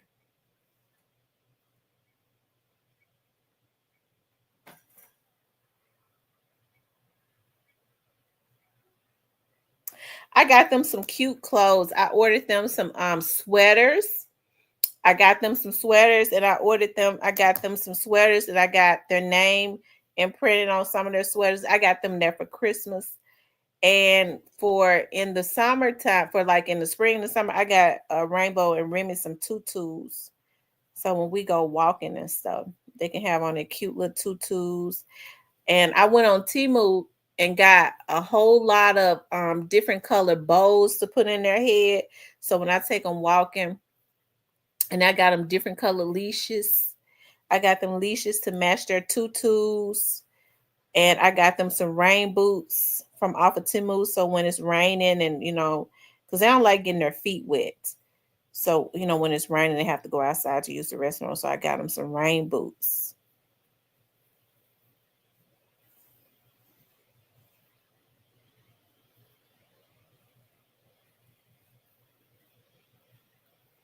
So I guess I'll make sure that my dogs are fixed when I get them. Yeah, it's good to go on and get them fixed, because shoot. Mm-mm. Them male dogs really be in heat. And there's a female around, they cries.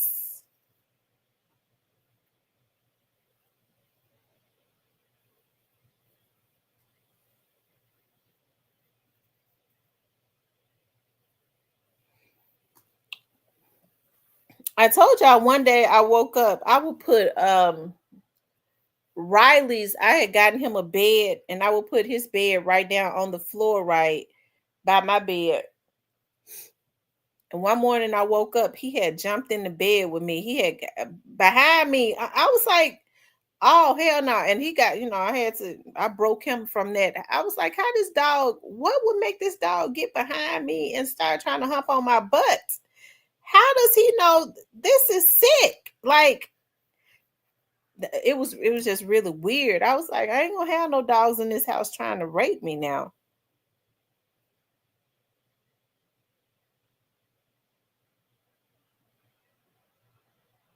I put him out of my room. He couldn't sleep in there no more.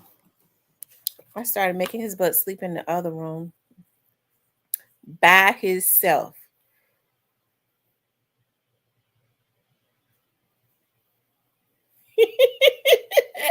My dogs ain't nasty. My dogs are always smell good, well pedicured, and all of that. And they ain't nasty.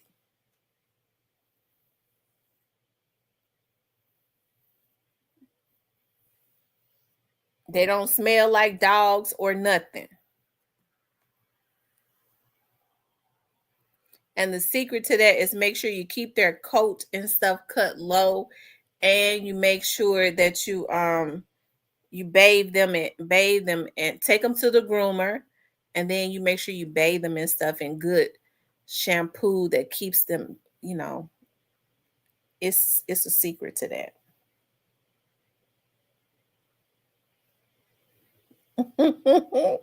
Call my dogs nasty. My damn dogs ain't no nasty. They is bad though. Oh Lord. Okay, you guys, I'm getting ready to get off of here because I need to finish doing what I was getting ready to do anyways. It's only 7 o'clock. I gotta take this garbage. I gotta get the garbage from the road. I probably need to do that tomorrow.